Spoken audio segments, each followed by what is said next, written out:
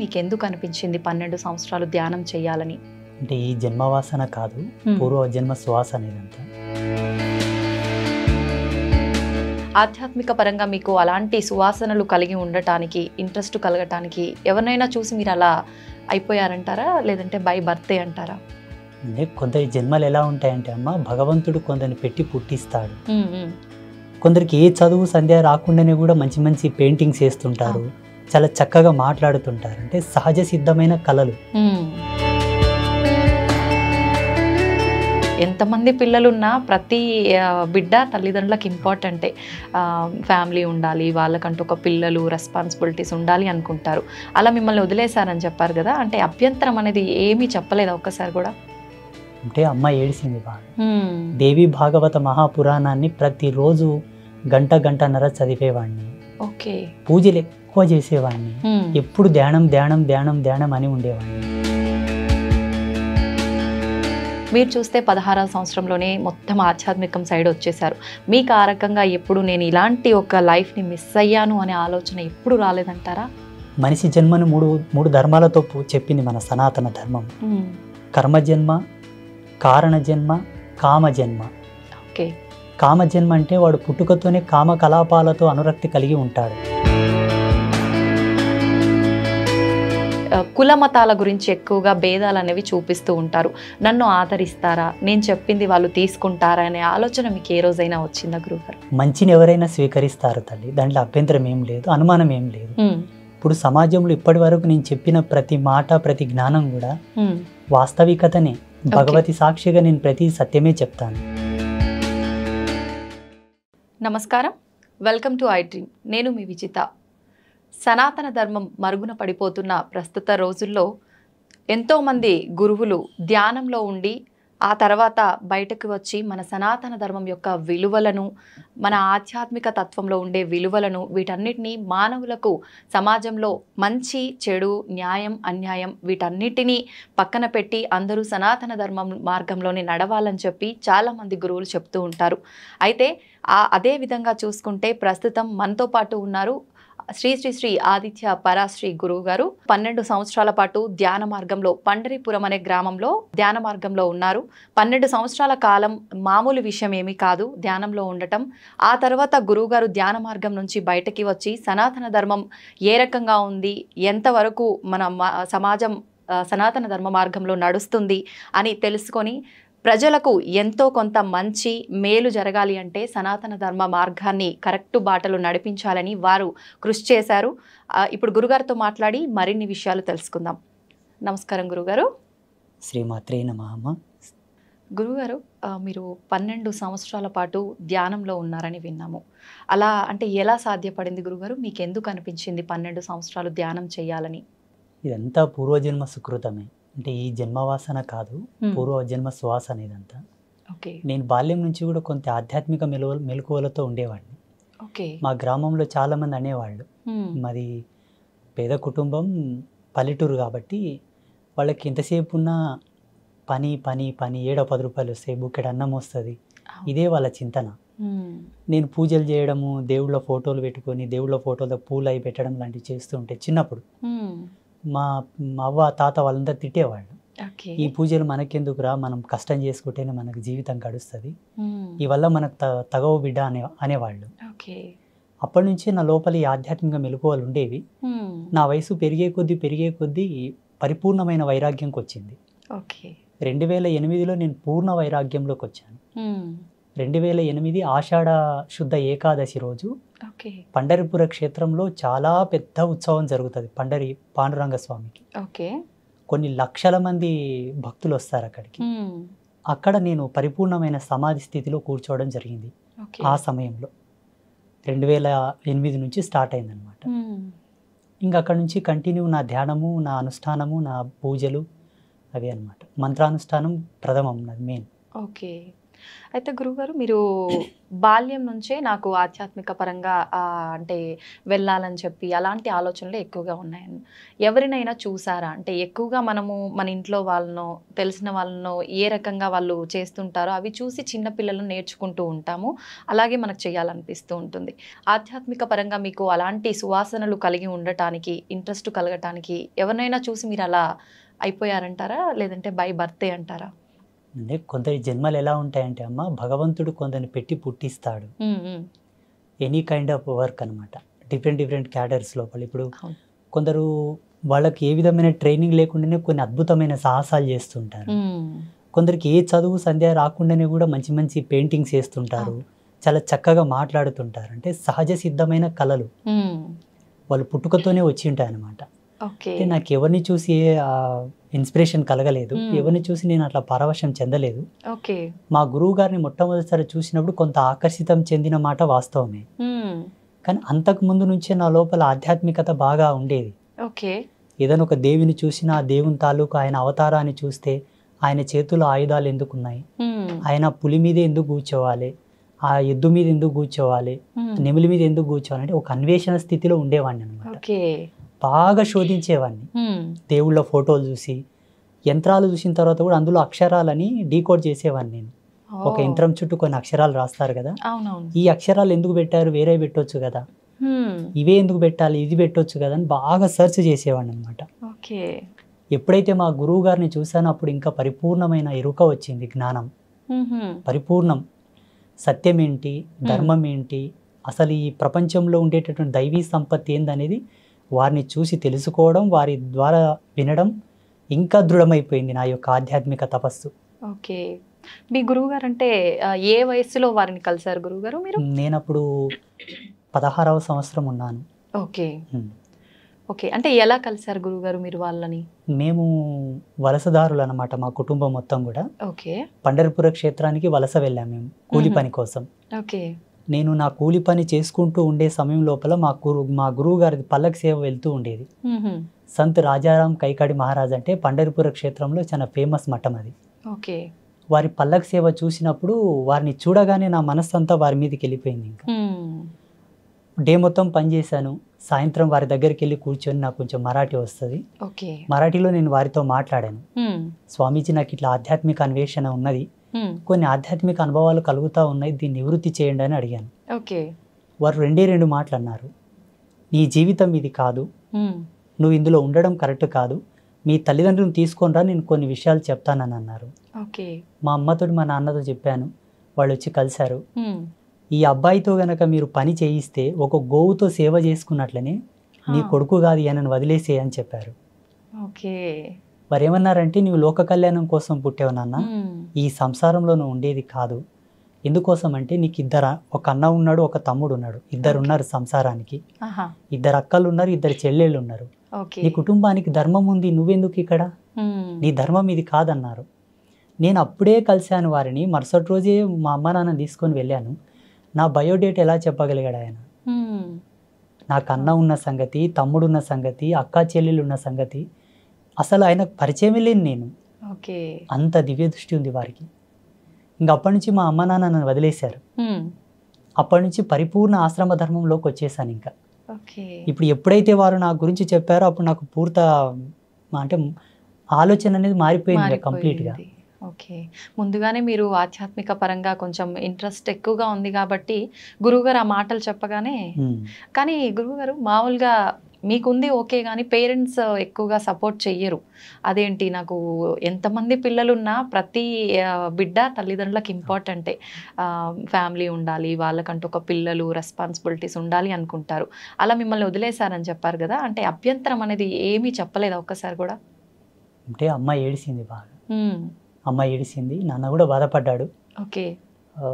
ఇంకా వాళ్ళు అర్థం కూడా చేసుకున్నారు నేను చేసే పనులు అట్లా ఉండేవి. దేవి భాగవత మహాపురాణాన్ని ప్రతిరోజు గంటన్నర చదివేవాడిని. పూజలు ఎక్కువ చేసేవాడిని. ఎప్పుడు ధ్యానం అని ఉండేవాడిని. కొన్ని సందర్భాల్లో పని చేస్తున్నప్పుడు కూడా అలాగే ధ్యానంలోకి జారుకునేవాడిని. వాళ్ళు చూశారు నా చేష్టలన్నీ. ఈ స్వామీజీ చెప్పిన మాటలకు నేను జీవించే జీవన విధానానికి వాళ్ళకి అర్థమైపోయింది. వీడు చేసే పనులు అలాగే ఉన్నాయి, ఈయన చెప్తుంది కూడా వాస్తవమే కాబట్టి ఇది సత్యం, ఇంకా దీంట్లో అనుమానం ఏమీ లేదని వాళ్ళు మనసును దృఢం చేసుకున్నారు. ఇంకా దృఢం చేసుకొని ఇంకా వదిలేశారు నన్ను కంప్లీట్గా.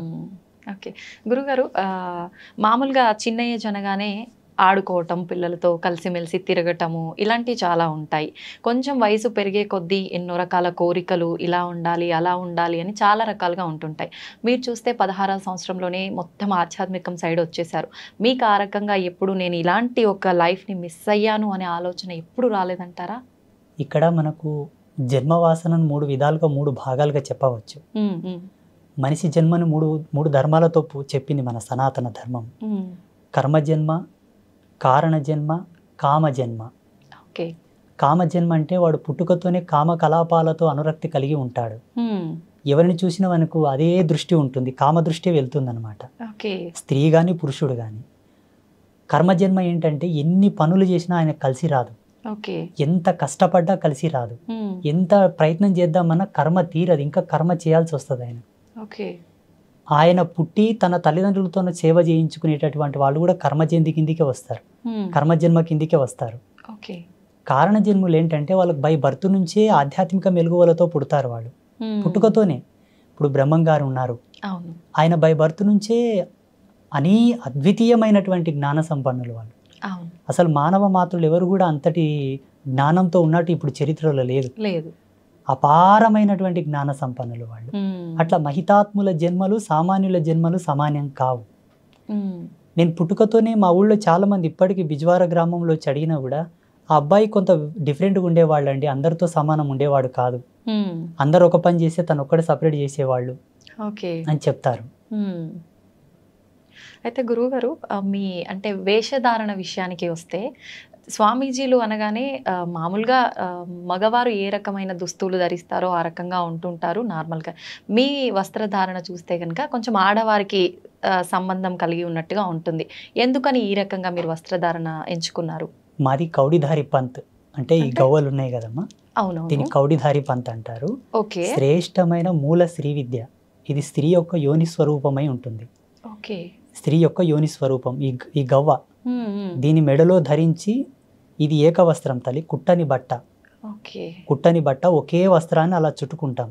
ఇది ఒక్కటి తప్పిస్తే శరీరం మీద ఏది ఉండదు మాకు, ఏకవస్త్రం ఇది.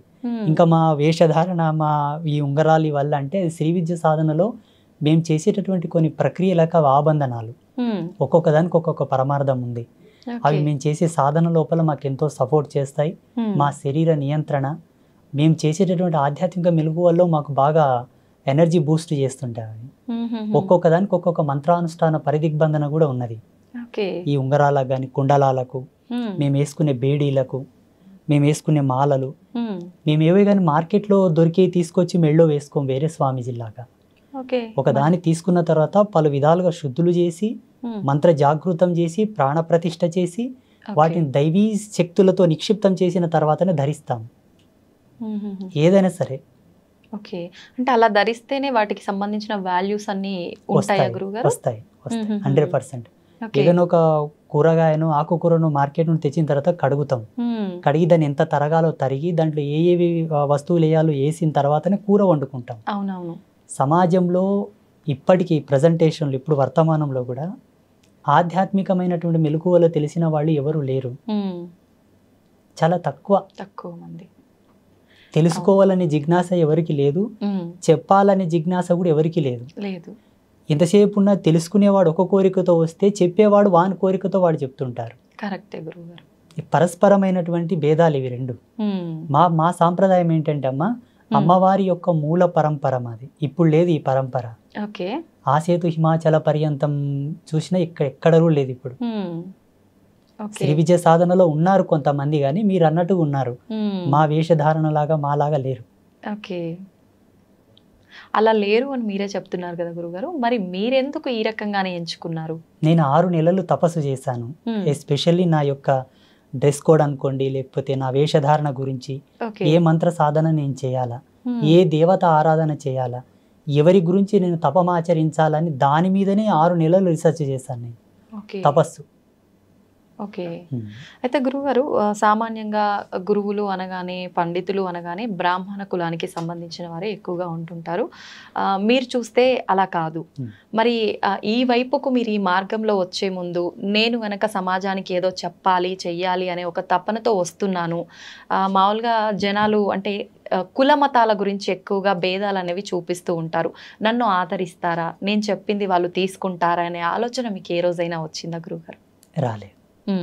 రాలేదు, రాదు కూడా. ఎందుకంటే మంచిని ఎవరైనా స్వీకరిస్తారు తల్లి, దాంట్లో అభ్యంతరం ఏం లేదు, అనుమానం ఏం లేదు. ఇప్పుడు సమాజంలో ఇప్పటి వరకు నేను చెప్పిన ప్రతి మాట ప్రతి జ్ఞానం కూడా వాస్తవికతనే, భగవతి సాక్షిగా నేను ప్రతి సత్యమే చెప్తాను. ఇంకొక విషయం ఏంటంటే అనాధారంగా నేను ఏది చెప్పను. ఓకే.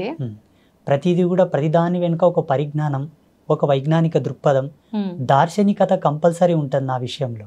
ఓకే. వితౌట్ దార్శనికతతో ఏది నేను చెప్పను. ఒక దాన్ని చెబుతున్నానంటే నేను ఫస్ట్ దర్శిస్తాను. ఎవరన్నా కష్టమని నా అమ్మ దగ్గరకు వచ్చి నా ముందుకు వచ్చి మాట్లాడినా కూడా ఆ కష్టాన్ని 1-10 సార్లు నేను అనాలిసిస్ చేస్తాను. నిజమే చెబుతున్నా, ఈయన కష్టానికి గల కారణం ఏమిటి? స్వయంకృత అపరాధమా? ఎవరైనా ఏమైనా చేశారా? ఈయన మీద ప్రయోగాలు ఏమైనా చేశారా? చేసిన పాపమా? పోనీ ఈయన చేసుకున్నాడా? పెద్దలు చేసిన పాపాలు ఏమైనా వెంటాడుతున్నాయా? పితృకర్మలు ఉన్నాయా? ఏంటి అని బాగా తెలుసుకున్న తర్వాత ఆయనకి ఏ మంత్రానుష్ఠానాన్ని ధారబోయాలో ధారబోస్తాను.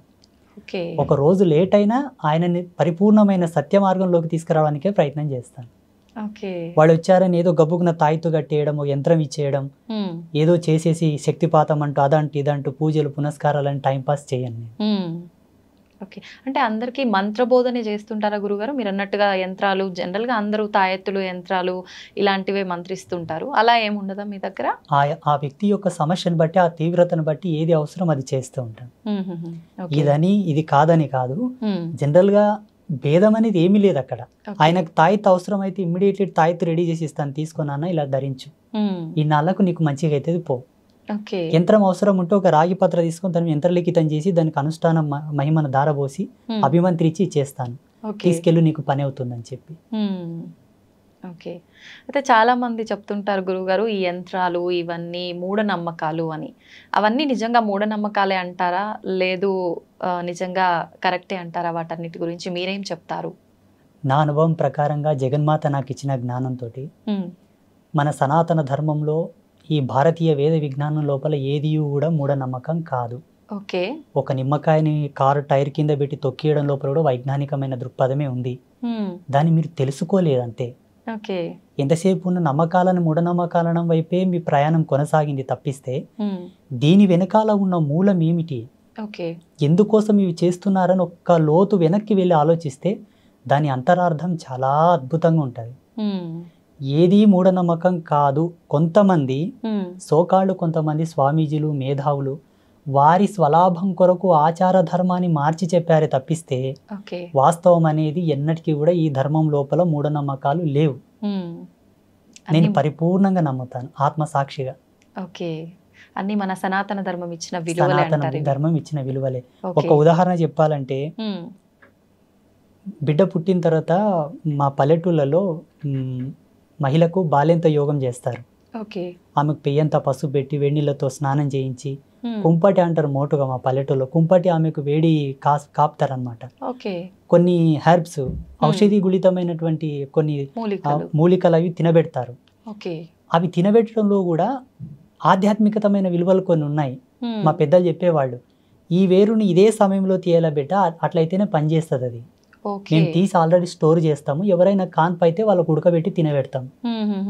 చూడండి, తీసే సమయము, ఇచ్చే సమయము అన్ని కూడా ఇంపార్టెంట్. మళ్ళీ ఆ బాలెంతగా ఉన్న మహిళకు మాత్రం ఇస్తారు, మిగతా వాళ్ళకి ఇయ్యరు దాన్ని.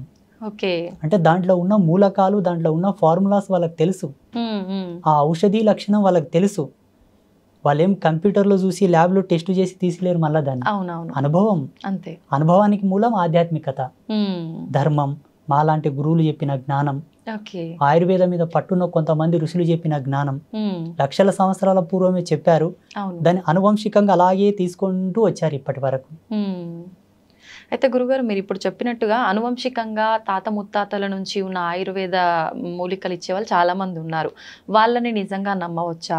వాళ్ళని అంటే సపోర్ట్‌గా తీసుకొని చాలా మంది మనకు రోడ్ల పైన కూడా మూలికలు ఇలాంటివి అమ్ముతూ ఉంటారు. వాళ్ళని నమ్మొచ్చంటారా?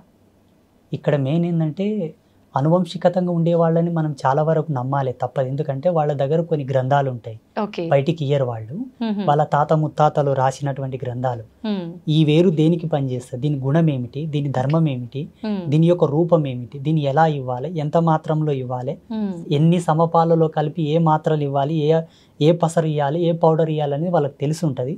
ఓకే. వాళ్ళు గ్రంథస్థంగా రాసి పెట్టి ఉంటారు కాబట్టి కొంతమంది ఉన్నారు ఇప్పటికి చాలామంది, హ్మ్. వాళ్ళని నమ్మొచ్చు.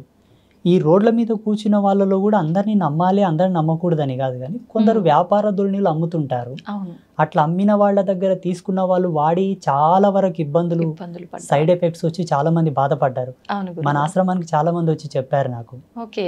ఒక ఆయనతో నేను ఒక పసరు తీసుకున్నానండి, తాగిన తర్వాత నాకు ఈ దుద్దుర్లు వచ్చాయి, ర్యాసెస్ వచ్చాయి అని చెప్పేసి, హుహుహు. నాకున్న జ్ఞానంతో దానికి విరుగుడుగా ఏదో నాకు తెలిసిన పసరు, హ్మ్. ఏదో పౌడర్, మందు అవి ఇచ్చి మళ్ళీ బాగు చేశాను నేను. ఓకే. వీళ్ళని నమ్మడం కరెక్ట్ కాదు, 100% Hmm. నమ్మకూడదు. ఓకే. ఎందుకంటే మనకు సైన్స్ ఇంత డెవలప్ అయింది ఇప్పుడు, హ్మ్. ప్రతిదాన్ని కూడా మనకు సెకండ్లో త్రుటికాలం నందే ఇచ్చేటటువంటి వైజ్ఞానికం వచ్చింది ఇప్పుడు. అవునవును. మ్యాక్సిమం ఇప్పుడున్న కాలమాన పరిస్థితులను బట్టి, మనం తింటున్న తిండిని బట్టి, హ్మ్. ఇప్పుడు ప్రతిదీ కూడా మందులో కూడా అంటాం మేము మోటుగా. అవును. అవును గురుగారు. ప్రతిదీ కూడా మందులతోనే పండించే ధాన్యాలు, పండ్లు, కాయగూరలు అవే వస్తున్నాయి. అవును.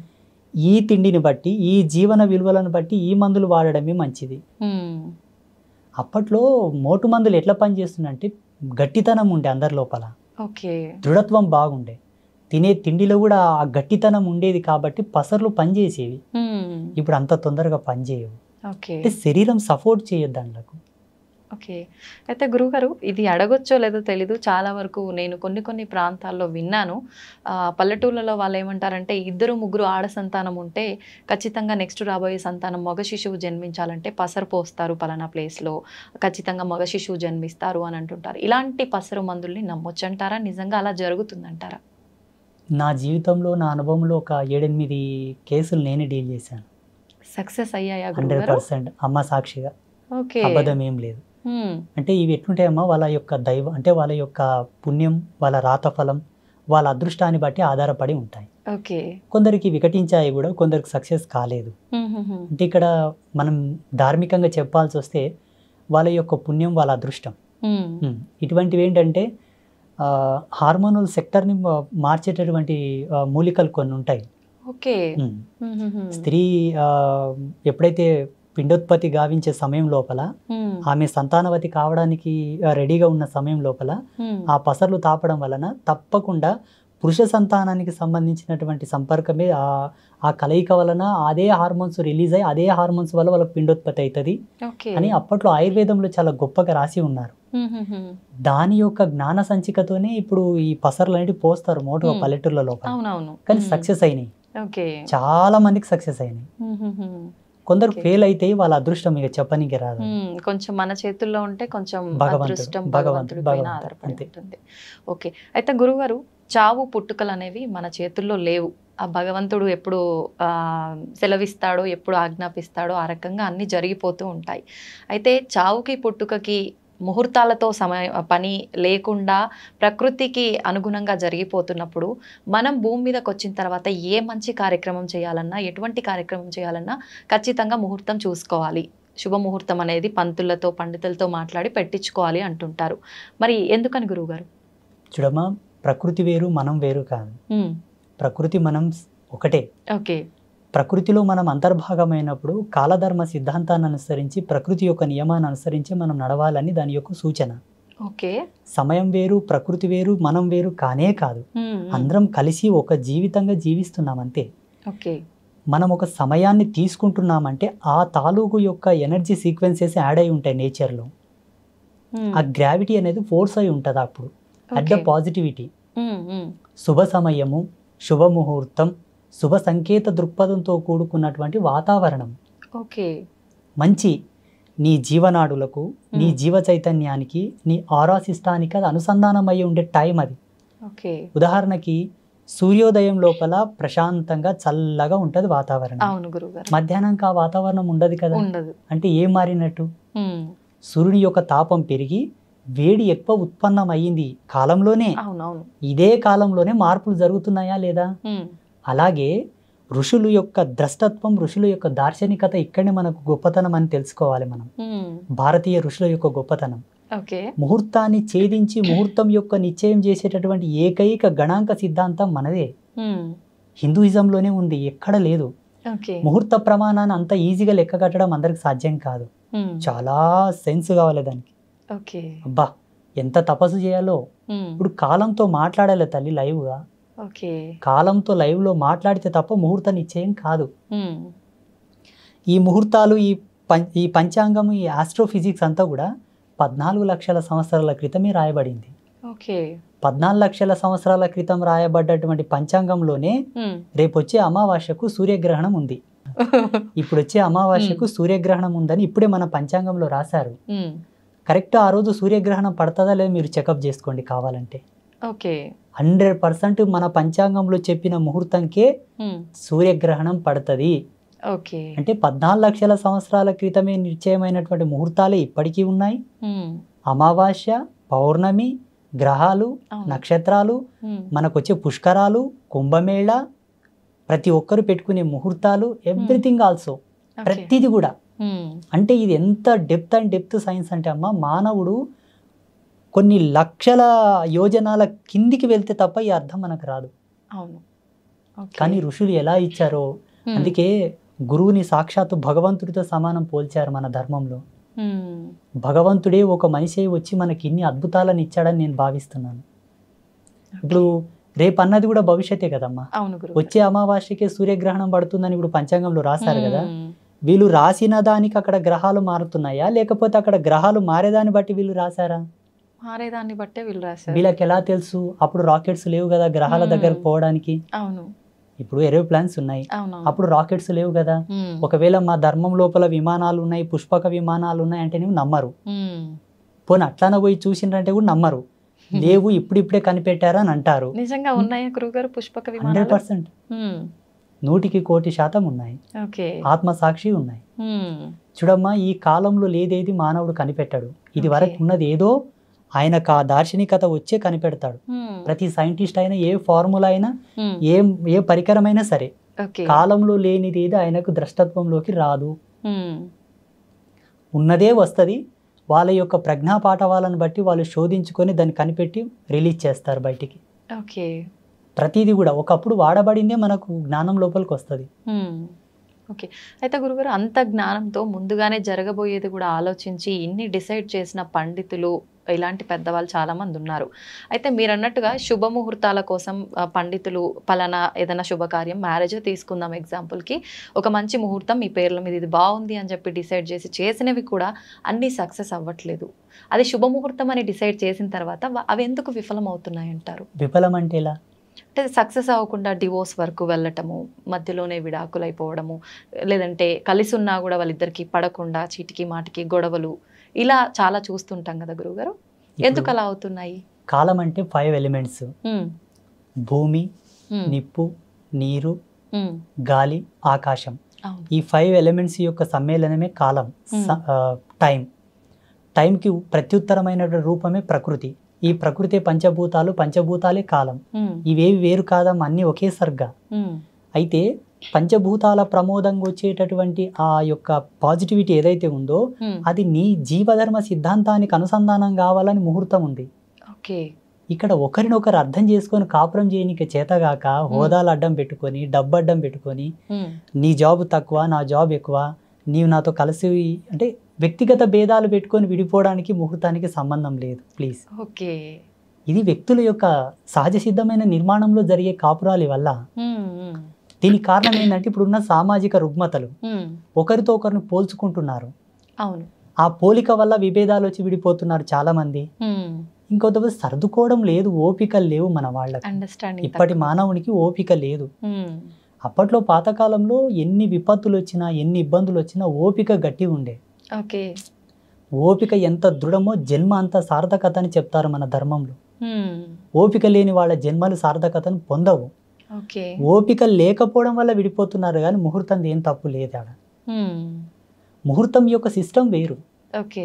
ఇప్పుడు ముహూర్తాలు, ఈ నక్షత్రాలు, ఈ పంచాంగాలన్నీ 83 లక్షల జీవరాశులు పాటించవు.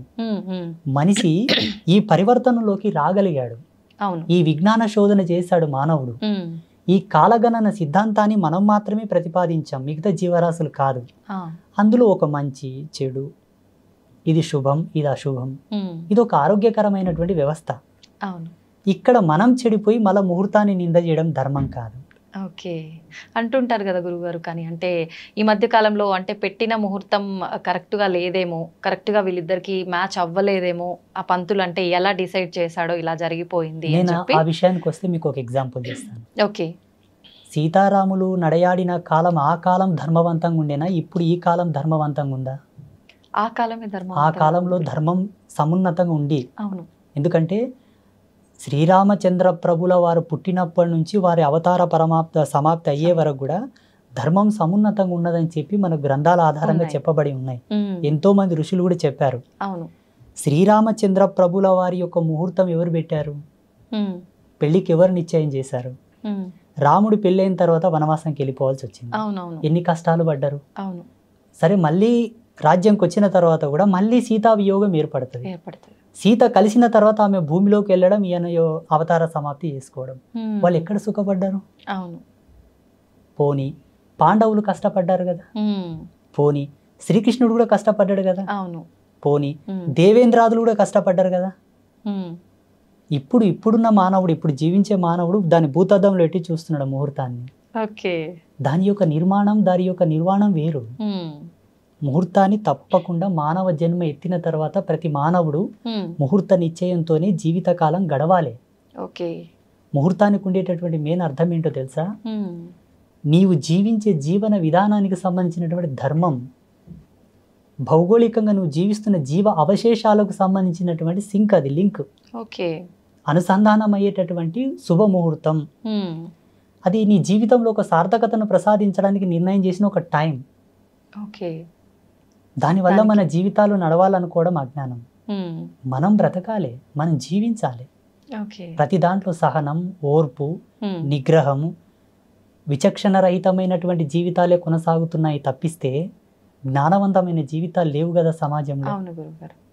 అయితే గురుగారు, ఎక్కువగా భగవంతుడి ఆరాధనలో ఉన్న వాళ్ళకే కష్టాలు, ఇబ్బందులు ఎక్కువగా ఉంటుంటాయి అంటుంటారు. ఎగ్జాంపుల్కి తీసుకుంటే కూడా చాలామంది ఎక్కువగా దేవుడి పైన భక్తి ఎక్కువగా ఉండి ఎక్కువ పుణ్యక్షేత్రాలను దర్శించుకోవడానికి, దేవుడిని దర్శించుకోవడానికి వెళ్తూ ఉంటారు. అలా వెళ్ళే ఆ సమయంలో కొంతమంది ప్రమాదవశాత్తు ప్రాణాలు కూడా కోల్పోతూ ఉంటారు. దైవ దర్శనానికని వెళ్తుంటే ఎందుకు అలా జరుగుతుంది? వాళ్ళు చేసిన కర్మ ఫలాల ఆధారంగా అయి ఉంటుందా? మరి అలా ఉన్నప్పుడు భగవంతుని ఆరాధిస్తే మనం శరణు వేడుకుంటే ఎటువంటిదైనా ఆయన రక్షిస్తాడు అని అంటుంటారు. ఎందుకు వాళ్ళని భగవంతుడు రక్షించలేకపోతున్నాడు? భగవంతుడు వాళ్ళని రక్షించే పాత్రత లోపల ఎప్పుడు సంసిద్ధుడై ఉంటాడు. కాకపోతే భగవంతుని పాత్రత ఎంత సత్యమో కాపాడబడాలన్న నీ పాత్రత కూడా అంతే సత్యమై ఉండాలి. ఓకే. ఈరోజు ఐ డ్రీమ్స్ మీడియా వాళ్ళు నన్ను ఇక్కడ పిలిచారంటే ఏదో కొంతో నా లోపల నచ్చే పిలిచారు. స్వామీజీ ఇంతో అంతో చెప్తాడు మంచిగాని. భగవంతుడు నిన్ను అనుగ్రహించి కాపాడాలన్నప్పుడు నువ్వు అంత సత్యవంతుడు అయి కూడా ఉండాలి. బై బర్త్ నుంచి ఈ జన్మది సరిపోక పోయిన జన్మలో కూడా అంత పుణ్యకార్యములు, పుణ్య దీక్ష దక్షత నీలో ఉండాలి. మీ పితాపితరులు కూడా పుణ్యం చేసి ఉండాలి. ఇప్పుడు ఈ జన్మ ఇప్పుడే ఆకాశం నుంచి ఊడిపడ్డది కాదు. ఎన్ని సంవత్సరాల నుంచి, ఎన్ని లక్షల సంవత్సరాల నుంచి ఉండేటటువంటి ఆ జెనెటిక్ థియరీని బట్టి మనకి జన్మ వచ్చింది, ఆ DNA కాలం బట్టి. సో ఆ వంశవృక్షంలో చేసేటటువంటి పాప సంక్రమణ, పుణ్య సంక్రమణ వల్ల ఈ దేహం ఉంటుంది. ఈ దేహం పొందిన తర్వాత కూడా చేసేటటువంటి పాప సంక్రమణ, పుణ్య సంక్రమణ.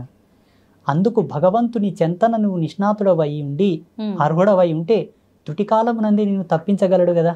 ఎంతమంది బ్రతుకుతుండలేరు ఇప్పుడు? ఎంతో మంది ఇప్పుడు కాపాడబడుతున్నారు, రక్షించబడుతున్నారు. వీళ్ళెందుకు రక్షించబడలేదంటే అందుకు భిన్నమైనటువంటి పాపమో కర్మనో ఏదో ఉండవచ్చు. అంత ఈజీగా మనం క్యాలిక్యులేట్ చేయడం కూడా ధర్మం కాదు.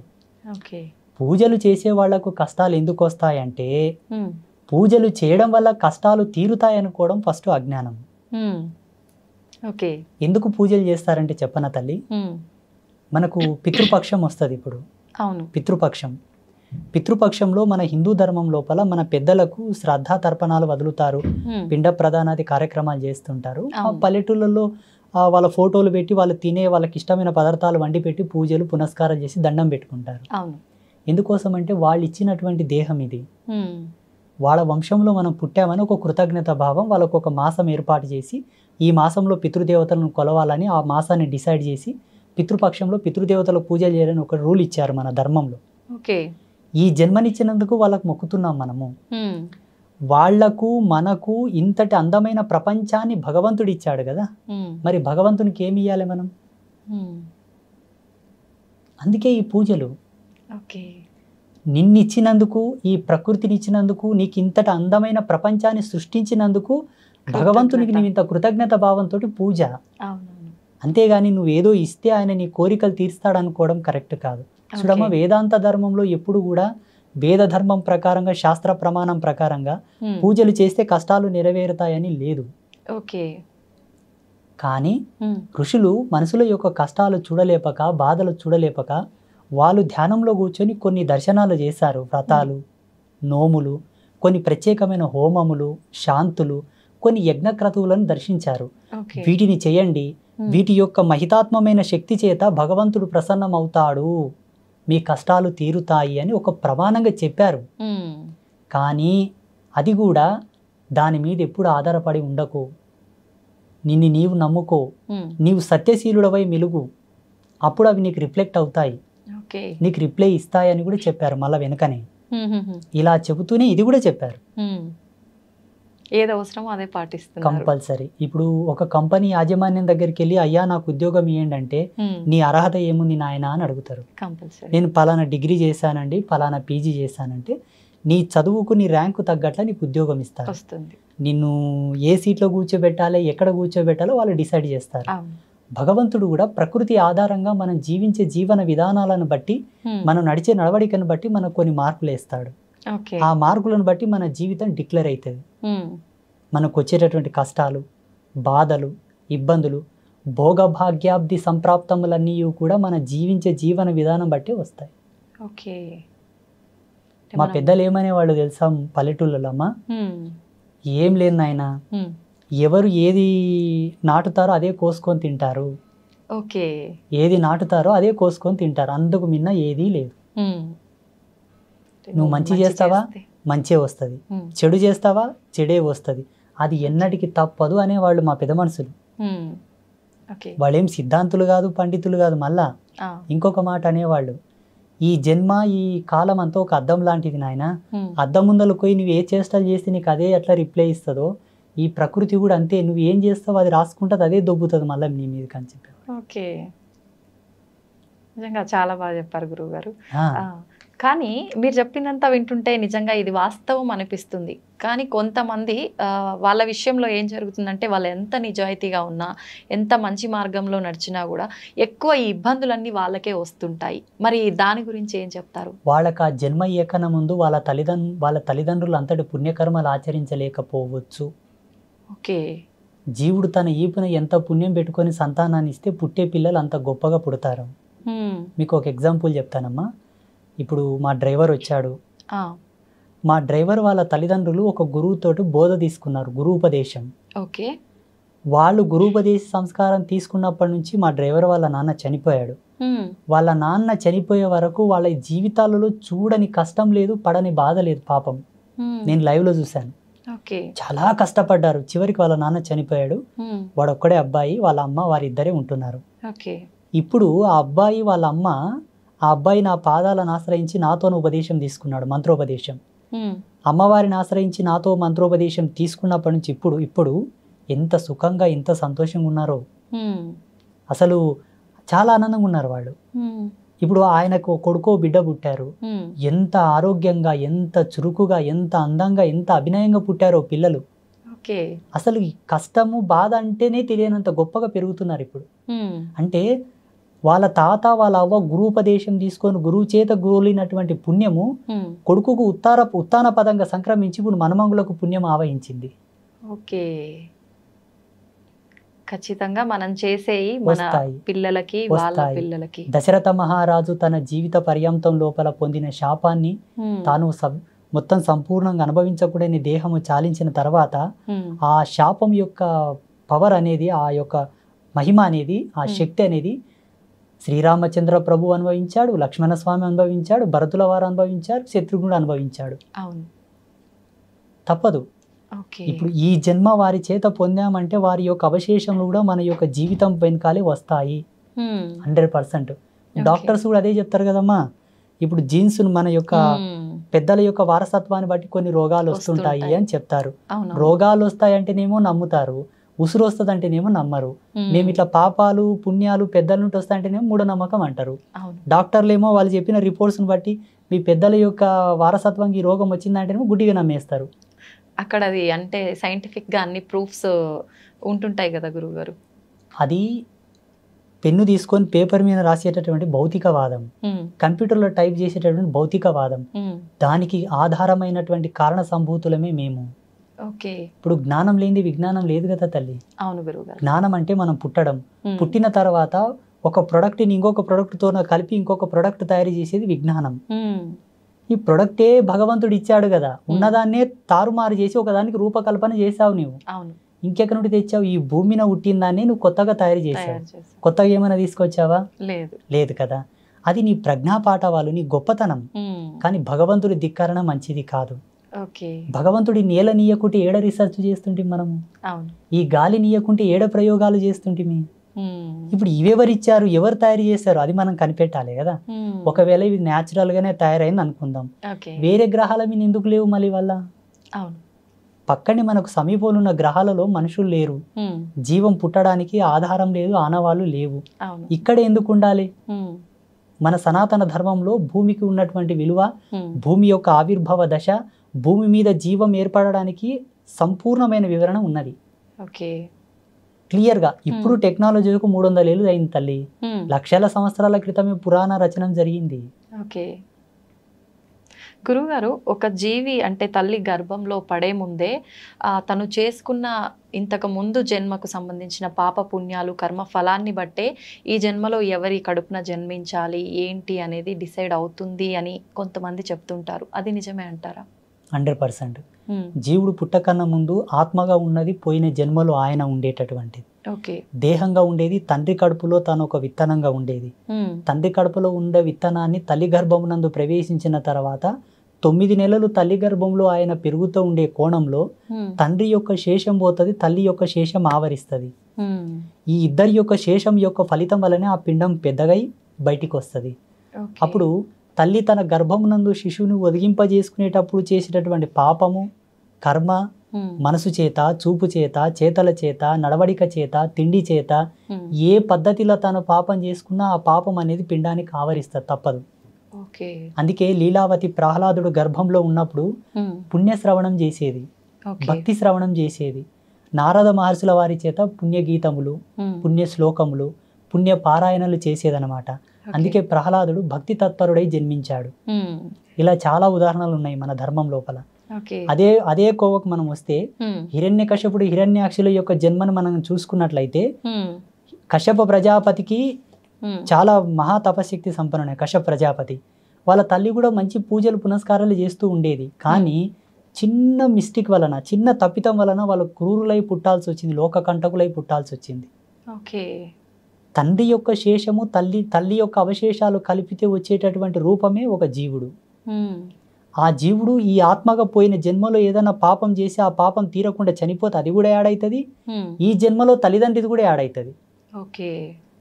అందుకే ఎన్నాళ్ళు బ్రతికినా ధర్మంగా బతుకు, పుణ్యాత్ముడు బతుకు. ఎందుకంటే ప్రపంచం చాలా భయానకంగా ఉన్నది. నీవు ఈదొచ్చు, ఈదకపోవచ్చు, నీవు ఓర్చుకోవచ్చు, ఓర్చుకోలేకపోవచ్చు. మొదటి నుంచే మార్గం మంచిగా వేసుకో, సుగమం చేసుకో, అంతిమం వరకు సాఫీగా చేరుకోగలవని చెప్పింది మన ధర్మం. అయితే గురుగారు, కొంతమంది అంటే అతి చిన్న వయసులోనే ఏదో రకంగా అకస్మాత్తుగా చనిపోతూ ఉంటారు. అలా చనిపోవడానికి కారణం అంటే ఆరోగ్య రీత్యా బాగున్న వాళ్ళు కూడా చనిపోతుంటారు, ఆరోగ్య పరిస్థితి బాగాలేని వాళ్ళు కూడా చనిపోతుంటారు. అలా చనిపోవడానికి రీజన్ ఏంటి అని అంటే కొంతమంది ఏం చెప్తారంటే వాళ్ళ అంటే చేసుకున్న కర్మలు అంతవరకే ఉన్నాయి, అంతవరకు అవి కంప్లీట్ అయినాయి కాబట్టే ఆయన చనిపోయారు అని చెప్పి. అది నిజమే అంటారా? జనన మరణాలు రెండు కూడా కాలాతీతములమ్మా. ఈ కాలాంతర్గతంగా జరగవు. కాలానికన్నా, కాలం అనే సిస్టమ్ కన్నా చాలా పై లెవెల్ అవి. ఓకే. కాలం అనే ఈ సిస్టమ్ కన్నా చాలా ఎక్స్ట్రీమ్ లెవెల్స్ ఆఫ్ వర్క్స్ అనమాట అవి. అంటే భగవంతుడు వాటిని ఆపరేట్ చేస్తుంటాడు. ఓకే. మాలాంటి తాపసులం ఎన్ని యోగాలు చేసి ఎన్ని సాధనలు చేసినా దాని యొక్క రుచి దాని యొక్క మర్మం చెప్పగలం కానీ ఆది చెప్పలేము. ఓకే. చెప్పొచ్చు, చెప్పిన పెద్ద విషయం ఏం కాదు కానీ చెప్పకూడదు. కనీసమైన మర్యాద.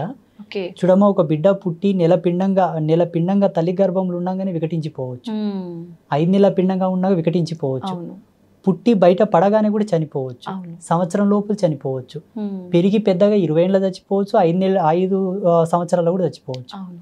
ఈ చనిపోయే ప్రక్రియ ఏదైతే ఉన్నదో ఆయన అంతవరకు పుట్టి ఏం చేయాలో గంతే చేయవలసి ఉందని డిసైడ్ అయి ఉంటుంది. అంతకు మిన్న ఒక్క నిమిషం అటు కాదు ఇటు కాదు. ఇదే చూడు దేవుడు ఉన్నాడని చెప్పడానికి ప్రత్యక్ష సాక్ష్యం. ఇంతకంటే ఎక్క చెప్పడం కూడా కరెక్ట్ కాదు. ఇప్పుడు దేవుడు లేడయ్యా అంటే దీనంతా ఎవరు ఆపరేట్ చేస్తున్నారు చెప్పండి? ఒక వస్తువుని కనిపెట్టాము, దాని యొక్క జననం జరిగిందంటే ఎవరైనా దాన్ని తయారు చేసి ఉంటారు. ఎవరు తయారు చేయండి అది రాదు. ఈ సిస్టమ్ నంతా ఎవరు ఆపరేట్ చేస్తున్నారు? పోనీ న్యాచురల్గానే జరుగుతుంది అనుకుంటే మనుషులు ఇప్పుడు ప్రజెంటేషన్ ఒక 500 ఏళ్ళు బతకొచ్చు కదా. న్యాచురల్గా అయితే ఎక్కువ బతకొచ్చు కదా. లేదు, ఎవరు దీన్ని ఆపరేట్ చేయట్లేదు, ఇది సహజ సిద్ధంగా తనకు తానుగానే ఉత్పన్నమైంది అనుకుంటే వేరే విధంగా పుట్టొచ్చు కదా. మనుషులు ఒకే యాంగిల్తో ఎందుకు పుడుతున్నారు? పోనీ ఇది సహజ సిద్ధంగా తనకు తానుగానే ఉత్పన్నమైన కాలధర్మం అనుకుంటే ఈ భూమి లాంటి ఇంకొక భూమి కూడా తయారు కావాలి కదా. చూడమ్మా, ఇప్పుడున్న మోడర్న్ టెక్నాలజీ ఏదైతే ఉందో శాస్త్రవేత్తలకు నేను ఒక సవాల్ వేస్తున్నా. ఉజ్జయిని మహాకాళి, మహాకాళేశ్వరుడు, కాశీ విశ్వనాథుడు, విశాలాక్షి దేవతల మీద వీళ్ళని రీసెర్చ్ చేయమని చెప్పండి. ఈ సృష్టికి సంబంధించిన రహస్యం తెలుస్తుంది. ఈ ప్రపంచంలో అతి పురాతనమైన చాలా ప్రాచీనమైన ప్రదేశం ఏదన్నదంటే కాశీ మహానగరమే. కల్పాంత సమయం లోపల అన్ని ప్రదేశాలు నీట మునిగిన కాశీ మునగదు. మహాశివుడు దాన్ని శూలం చేతి ఎత్తి పడతాడు. ఈ ప్రకృతికి ఉండేటటువంటి కాలధర్మానికి ఉండేటటువంటి పర్యావసనం అంతా అయిపోయిన తర్వాత మళ్ళీ యథాస్థానానికి తెస్తాడు, జీవం పుడుతుంది. ఉజ్జయిని మహాకాళేశ్వర స్థానం ఏదైతే టైంకి సంబంధించిన డ్రోమ్, టైంకి సంబంధించినటువంటి సిస్టమ్ అక్కడ ఉంటుందమ్మా. అందుకే మహాకాళేశ్వర్, మహాకాళి, ఈ కాలధర్మాన్ని నడిపేటటువంటి స్థానము, పొజిషన్ అక్కడ ఉంటుంది. అందుకే ఆ పేరుతో ఆ దేవిని, ఆ దేవతని పిలిచారు. అయితే గురువుగారు, చాలామంది కోరికలు తీరకుండా చనిపోయిన వాళ్ళు ఆత్మలై ఇక్కడే తిరుగుతుంటారు అని అంటుంటారు. కొంతమంది మన మధ్య తిరుగుతుంటారు కానీ ప్రభావం అనేది ఎవరిపైన ఉండదు. కొన్ని ఆత్మలు మాత్రం ఎదుటి వారి పైన అంటే వెళ్ళిపోయి వాళ్ళని ఇబ్బంది పెట్టడము రకరకాలుగా వింటూ ఉంటాం. నిజంగా ఆత్మలు అనేవి ఉన్నాయా? ఇలా కోరికలు తీరకుండా చనిపోయిన వాళ్ళే ఆత్మలుగా వస్తుంటారా గురుగారు? వెలుగుందంటే చీకటి ఉంది, జననం ఉందంటే మరణం ఉంది. భగవత్ తత్వం ఉందంటే దానికి భిన్నమైనటువంటి ఈ ఆత్మలు, దయ్యాలు, భూతాలు, ప్రేతాలు కూడా ఉన్నట్లే. వీటి గురించి మాట్లాడుకోవడం లోపల మీరు అడిగింది ఎంత ధర్మమో నేను చెప్పేది కూడా అంతే ధర్మం. చూసేటటువంటి వీక్షకులకు, ప్రేక్షకులకు నేను ఒక విజ్ఞప్తి ఏం చేస్తున్నానంటే, పరిపూర్ణమైన అనుభవం మీకు లేకపోవడం వల్ల మీకు అర్థం కాకపోవచ్చు, దాని పట్ల మీకు అవగాహన లేకపోవడం వలన, ఇప్పుడు వాటి గురించి మీకు తెలియకపోవడం వలన మీకు అర్థం కాకపోవచ్చు. కానీ భగవంతుని చూసి భగవంతునితో కనెక్షన్ అయిన మేము ఇటు పాజిటివిటీని చూసినట్టు నెగిటివిటీని కూడా చూడాలి, తప్పదు.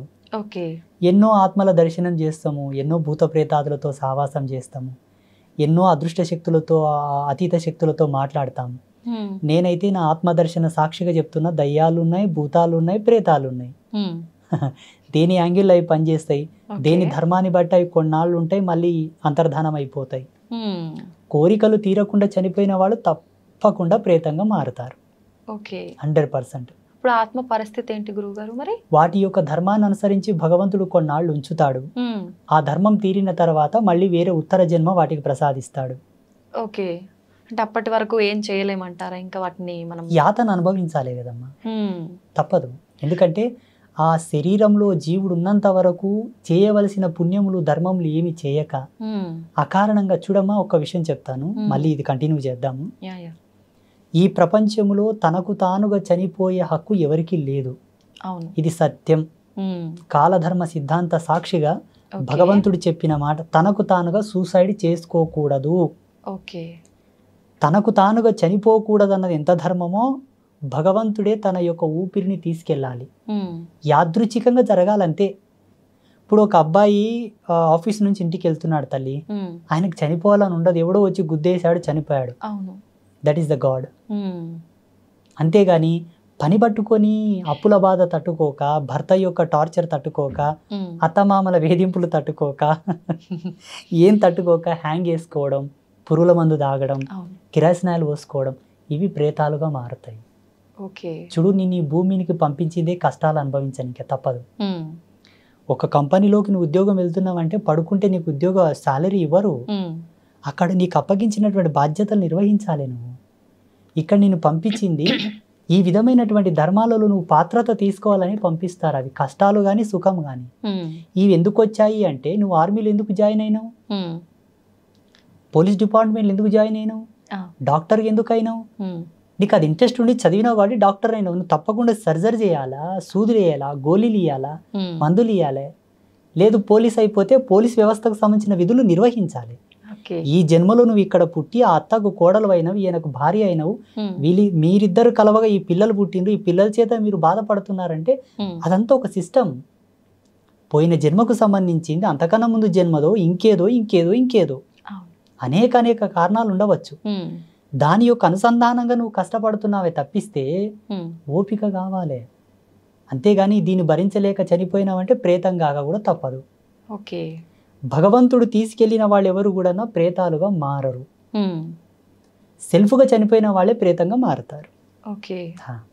అందుకే ఏ జీవరాశి కూడా చాగానికి ఇష్టపడదు. మనం దేనన్నా కొట్టనికోతే ఉరుకుతాయి చూడమ్మా, కుక్కలు కానీ ఏవే కానీ, వాడికి తెలుసు ఏదే కానీ చనిపోవాలని ఎందుకు ఇష్టపడదంటే ఆత్మ చనిపోనివ్వకుండా జాగ్రత్త పడుతుంటది, ప్రేరేపిస్తుంటది. దాంట్లోకి ఏం తెలుసు తల్లి, ఇప్పుడు వీళ్ళు నన్ను కొడితే చచ్చిపోతాను దానికి తెలుసా? తెలుసా? మీరు చెప్పండి. తెలుసా? తెలుసు. వాటికి తెలుసు నన్ను కొడతారేమో, నేను చనిపోతానేమో అనే భయంతో అవి పరిగెడతాయి. ఇప్పుడు పశువులకు ఉండే జ్ఞానం కూడా మనకు లేకపోతే ఎట్లా? ఒక ఎద్దు మీద మెడ మీద కాడి పెట్టి వ్యవసాయం చేస్తారు తల్లి రైతులు. ఎంత బాధ తెలుసా? ఎండలో కింద దుక్కి దున్ని బలవంతంగా పెద్ద పెద్ద బరువులు వేసి వాటిని కొడుతుంటారు. అది భరిస్తుంది. కానీ నేను చచ్చిపోతారా, ఎడను బాయిల దుంకని సావదు పాపం. మానవుడే ఇదంతా చేసేది. అందుకే ప్రేతాలుగా మారుతారు. ఎందుకు నువ్వు చనిపోయావు, ఇంకా ఇన్నాళ్ళు బ్రతికేది ఉండే కానీ నువ్వు అనవసరంగా సూసైడ్ చేసుకొని చనిపోయినావు, అది కూడా ఒక డిక్లరేషనే. భగవంతుడు డిక్లేర్ చేసి ఉంటాడు. మనకు కొన్ని గండాలు ఉంటాయి తల్లి, ఈ గండంలో ఈ ధర్మంతో చనిపోవాలా, ఇలా చనిపోవాలని. దీన్ని తప్పించుకునే మార్గం కూడా ఉంటుంది. ఆ సెకండ్ వరకు నువ్వు మనసు నిర్భయం చేసుకుని దృఢంగా ఉండి భగవంతుని ధ్యానం చేసుకుని ఉంటే తప్పుతుంది. తప్పకపోయి దాంట్లోనే చనిపోయావు అనుకో, ఇంకా ఇన్నాళ్ళ లైఫ్ సర్వైవ్ అయ్యేది ఉండే కదా, ఆ టైం మొత్తం కంప్లీట్ అయ్యే వరకు నువ్వు ప్రేతంగా తిరగాని తిప్పుతాడు మొత్తం. కానీ ఆ యాతన చాలా ఘోరం. చనిపోకూడదు, శరీరంతోనే కష్టపడాలి. ఎందుకంటే మాతోనికి కొన్ని ఆత్మలు వచ్చి సంభాషిస్తూ ఉంటాయి. స్వామి, మీ తపశక్తితోటి మాకు విమోచనం ఇవ్వండి. ఫలానా ప్రదేశం లోపల 300 సంవత్సరాలు బ్రతికిన ఒక మర్రి చెట్టు ఉంది, ఆ చెట్టు దగ్గర ఉన్న ఒక దివ్య శక్తిని నాకు అనుసంధానం చేసి నాకు విమోచనం ఇయ్యి. ఒక చేత ఒక గోశాలలో 5 పొదుగులున్న గోవు ఉంది, ఆ గోవు యొక్క తోక దగ్గరికి నన్ను పంపించి దాని తోకను విదిలింపజేసిన ఆత్మని స్వర్గానికి పంపించని నాతో చాలా మంది మాట్లాడారు. అంటే అలా ఏ రకంగా విముక్తి పొందాలో కూడా ఆత్మకి తెలిసిపోతుందా గురువుగారు? దేహాన్ని ఆత్మ వీడిన తర్వాత అతీతమైన శక్తులు ఆవరిస్తాయి. మీరు అలా విముక్తి కలిగించిన ఆత్మలు ఏమైనా ఉన్నాయా గురువు? కలిగిస్తాం, కలిగించాం కొంతమందికి. ఇప్పుడు మన పీఠంలో గోపూజలు చేయిస్తుంటానమ్మా చాలా మందికి. కష్టాలు వచ్చాయి, ఇబ్బందులు వచ్చాయి, వ్యాపారంలో కలిసి రావట్లేదు, అప్పులు ఎక్కువైనాయి అంటే పీఠానికి వచ్చి గోపూజ చేయండి, గోదానం చేయండి, గోవుని దత్తత తీసుకోండి అని చెప్తుంటాను. ఆ గోవుకు చేసేటటువంటి ఉత్తర క్రియల్లో ఉండేటటువంటి మార్మికతని ఇది. వాళ్ళ పితృదేవతలు ఘోషిస్తూ ఉంటారు, మాకు కనిపిస్తావన్నీ. నేను చెప్తుంటాను ఇలా చేయండి నాయన అని. ఆ గోవు యొక్క తోకకు వాళ్ళ పేర్లు గోత్రనామాలు రాసి కట్టిస్తాను. గోవు తోక విదిలించేసరికి వాడు సరాసరి వెళ్ళిపోతారు. చాలా మందికి చేశాను నేను, లెక్కనే లేదు అసలు. మా యూట్యూబ్లో చాలా మంది వీడియోస్ అవే ఉంటాయి గోపూజ చేసేవి. కొందరు గంగానది దగ్గరికి వెళ్ళి అక్కడ కొన్ని పూజలు చేసి పంపించాను, కొందరిని మానస సరోవరంకి పంపించాను, కొందరిని రామేశ్వరంకి పంపించాను, కొందరిని హంసల దీవికి పంపించాను. ఎవరి పాపకర్మను బట్టి ఎవరి ధర్మాన్ని బట్టి వాళ్ళకి ఆ ప్లేస్ ఓకే, నిర్ణయించబడుతుంది. ఓకే, అంటే అది మీకు అంటే భగవంతుడు ఏమైనా ఆజ్ఞిస్తాడా గురువుగారు, ఎవరెవరి కర్మల్ని బట్టి ఏ ప్లేస్కి పంపించాలి, ఏంటి, ఏ రకంగా చేయాలి అని? అనుభవస్తుడైన వైద్యుడు మనిషిని చూడగానే రోగం యొక్క సిమ్టమ్స్ చెప్తాడు. అవును. కండ్ల కింద బ్లాక్ డార్క్ సర్కిల్స్ వస్తే, ముఖంలో ఫేస్ రీడింగ్ అంతా చేంజ్ ఉంటే నాడి పట్టుకొని చెప్తాడు. లేదు స్టెథోస్కోప్ పెట్టి పల్స్ రేట్ని కానీ హార్ట్ బీట్ని బట్టి చెప్తారు. ఇంకా కొంత తెలుసుకోవాలి, అంతకు అర్థం కాలేదంటే టెస్టులు చేస్తారు. బ్లడ్ శాంపిల్, యూరిన్ శాంపిల్ తీసుకొని మేము కొన్ని ప్రక్రియల ద్వారా చూస్తాం. కొందరు చూడగానే తెలిసిపోతుంది, కొందరిని రేఖాగణితం చూసి చెప్తాము, కొందరు జాతక విశ్లేషణ చేసి చెప్తాము. ఇవేవి కాలేదంటే అమ్మవారి చెంతన ధ్యానంలో కూర్చొని పలానా వ్యక్తి పలానా గోత్రజుడు అంటే మొత్తం దర్శనం వస్తుంది. అప్పుడు చెప్తాం, ఈ వారం వచ్చావు, ఈ వారం వచ్చాం, వచ్చే వారం రానాయన నీకు అంతా చెప్తానంటాను. ఆయన గోత్రనామాలు తీసుకొని వచ్చే వారం ఆయనకు మొత్తం చెప్తాను, నేను ఇట్లుంది ఇట్లా చేసుకోపో అని చెప్తాను. ఓకే, మా పీఠంలో ఎవరి కానీ మేము డేట్ ఆఫ్ బర్త్ కానీ రాశి కానీ నక్షత్రం కానీ అడగం. ఓన్లీ గోత్రం, పేరు. ఓకే, మీరు ఎవరినైనా కనుక్కోండి. శ్రీపీఠానికి అంబాత్రయ క్షేత్రానికి ఎవరు వచ్చినా నీ పేరేంటి, నీ గోత్రం ఏంటి, ఈ నక్షత్రాలు రాసులు ఈ డేట్ ఆఫ్ బర్త్ నేను అడగను. ఇదంతా ఒక బిజినెస్, బట్ ఆ సిద్ధాంతం అది కాదు. మేము జ్యోతిష్యం బాగా నమ్ముతాం. జ్యోతిష్యం ఎందుకు వచ్చింది, జ్యోతిష్యం మీద ఉండే విలువలు ఏంటనే పరిపూర్ణమైన సమగ్ర వివరణ మాతో ఉన్నది. కానీ మేము జ్యోతిష్యాన్ని వ్యక్తుల జీవితంతో ముడిపెట్టాము, పాపం తగులుతుంది. కానీ చాలా మంది పండితులు చెప్తుంటారు, పుట్టిన సమయము, ప్లేసు, నక్షత్రము ఇవన్నీ ఉంటేనే కరెక్ట్గా మన జాతకం అనేది చెప్పబడుతుంది అని. ఇంతకుముందు మీరే చెప్పారు, అన్ని చూసుకున్నాక కూడా ఎందుకు కష్టాలు వస్తున్నాయి గురూజీ అని. చూడమ్మ, జీవన విధానం బహు విధములైనటువంటి పరివర్తనంతో ఉండేటటువంటి విధానం అది. జీవించే జీవుడు ఎంత ధర్మంతో ఉన్నాడో దాని ధర్మాన్ని బట్టి మనకు పంచాంగం యొక్క రిఫ్లెక్షన్ ఉంటుంది. కాకపోతే జీవించే జీవన విధానం వేరు ఉంటుంది. మళ్ళీ పంచాంగం దగ్గరికి ఎట్టి వచ్చి మొరపెట్టుకోవడం అది ధర్మం కాదు. ఎందుకంటే ఇప్పుడు ఒక స్మార్ట్ ఫోన్ ఉంది, అది 5G నెట్వర్క్ సపోర్ట్ చేస్తేనే మనం 5G సిమ్ వేసుకోవాలి దాంట్లో. అది సపోర్ట్ చేయనప్పుడు మనము ఆ సిమ్ వేసుకున్న లాభం లేదు, ఆ బ్యాలెన్స్ వేసుకున్న లాభం లేదు. అంతే కదా. ఇప్పుడు పంచాంగం అనే ఘనచక్రం మనకు సపోర్ట్ చేయాలన్నా మనకు అంత ధర్మ పరాయణులమై జీవించాలి. అప్పుడే కదా దాని యొక్క మెలకులు మన మీద ప్రభావం చూపిస్తాయి. నీ వరకు నువ్వు బ్రతికి తర్వాత మళ్ళీ నాకు పంచాంగం చెప్పు, నాకు ముహూర్తం చెప్పు, నాకు బలం చెప్పు అంటే అది ధర్మం కాదు. కొందరు భక్తులు దేవతలకి పండగలు అలా పూజలు చేసినప్పుడు బలులు ఇస్తుంటారు. నిజంగా అలా బలులు ఇవ్వటం కరెక్టే అంటారా? ఈ బలులు ఇచ్చే ఆచారం ఉందంటారా నిజంగా? సత్య సనాతన ధర్మం యొక్క సాక్షిగా, వేదాంత ధర్మం యొక్క సాక్షిగా లేదు. బలి అనేది సనాతన ధర్మంలో లేదు. ఇది కొంత మధ్యకాలం లోపల అప్పట్లో అకాలమైనటువంటి కరువు వచ్చింది. మనుషులకు తినడానికి తిండి లేదు. ఇప్పుడంటే డ్రిల్ చేసి బోర్లు వేసి నీళ్లు పైకి తీస్తున్నారు. సకాలంలో మనకు నీళ్లున్నాయి, 2 సార్లు పంటలు వేసుకొని ధాన్యం పండిస్తున్నారు. అప్పుడు బావులు ఎండుకపోయినాయి, చెరువులు ఎండుకపోయినాయి, నదులు ఎండుకపోయినాయి, వర్షాలు పడలేదు. 72 సంవత్సరాలకు ఒకసారి అట్లా కరువు వస్తుందమ్మా, అది కాలం యొక్క ధర్మం. సో అలా వచ్చినప్పుడు ఏమైపోయిందంటే తినడానికి తిండి లేదు, చనిపోతున్నారు. ఎక్కడ వాళ్ళు అక్కడ ఆకలి కేకలతో చనిపోతున్నారు. ఎవరో ఒక పుణ్యస్త్రీయో ఒక పుణ్యపురుషుడు శరీరంలోకి భగవంతుడు ఆవహించి ఒక ఆజ్ఞ ఇచ్చాడు. గెట్టలు ఉన్న జీవులని చంపుకొని తినవచ్చు, నీకు నీవుగా సెల్ఫ్గా చంపొద్దు, నీకు పాతుకం తగులుతుంది కానా, దాన్ని తెచ్చి నా ముందల జటకా ఇచ్చి దాని గొంతు నా ముందల కోసి పక్కకు తీసుకెళ్ళి తిను. కొంతకాలమే, కొన్నాళ్ళకు వర్షాలు పడతాయి, మళ్ళీ పుష్కలంగా నీళ్లు నిండుతాయి, యథాతథంగా వ్యవసాయం చేసుకొని కాసిన పండ్లను, కాయలను, దుంపలను, ధాన్యపు రాసులను పండించుకొని తిను, వీటిని పక్కకు పెట్టని చెప్పారు. అలా జరిగింది, అక్కడి నుంచి మొదలైంది ఇది.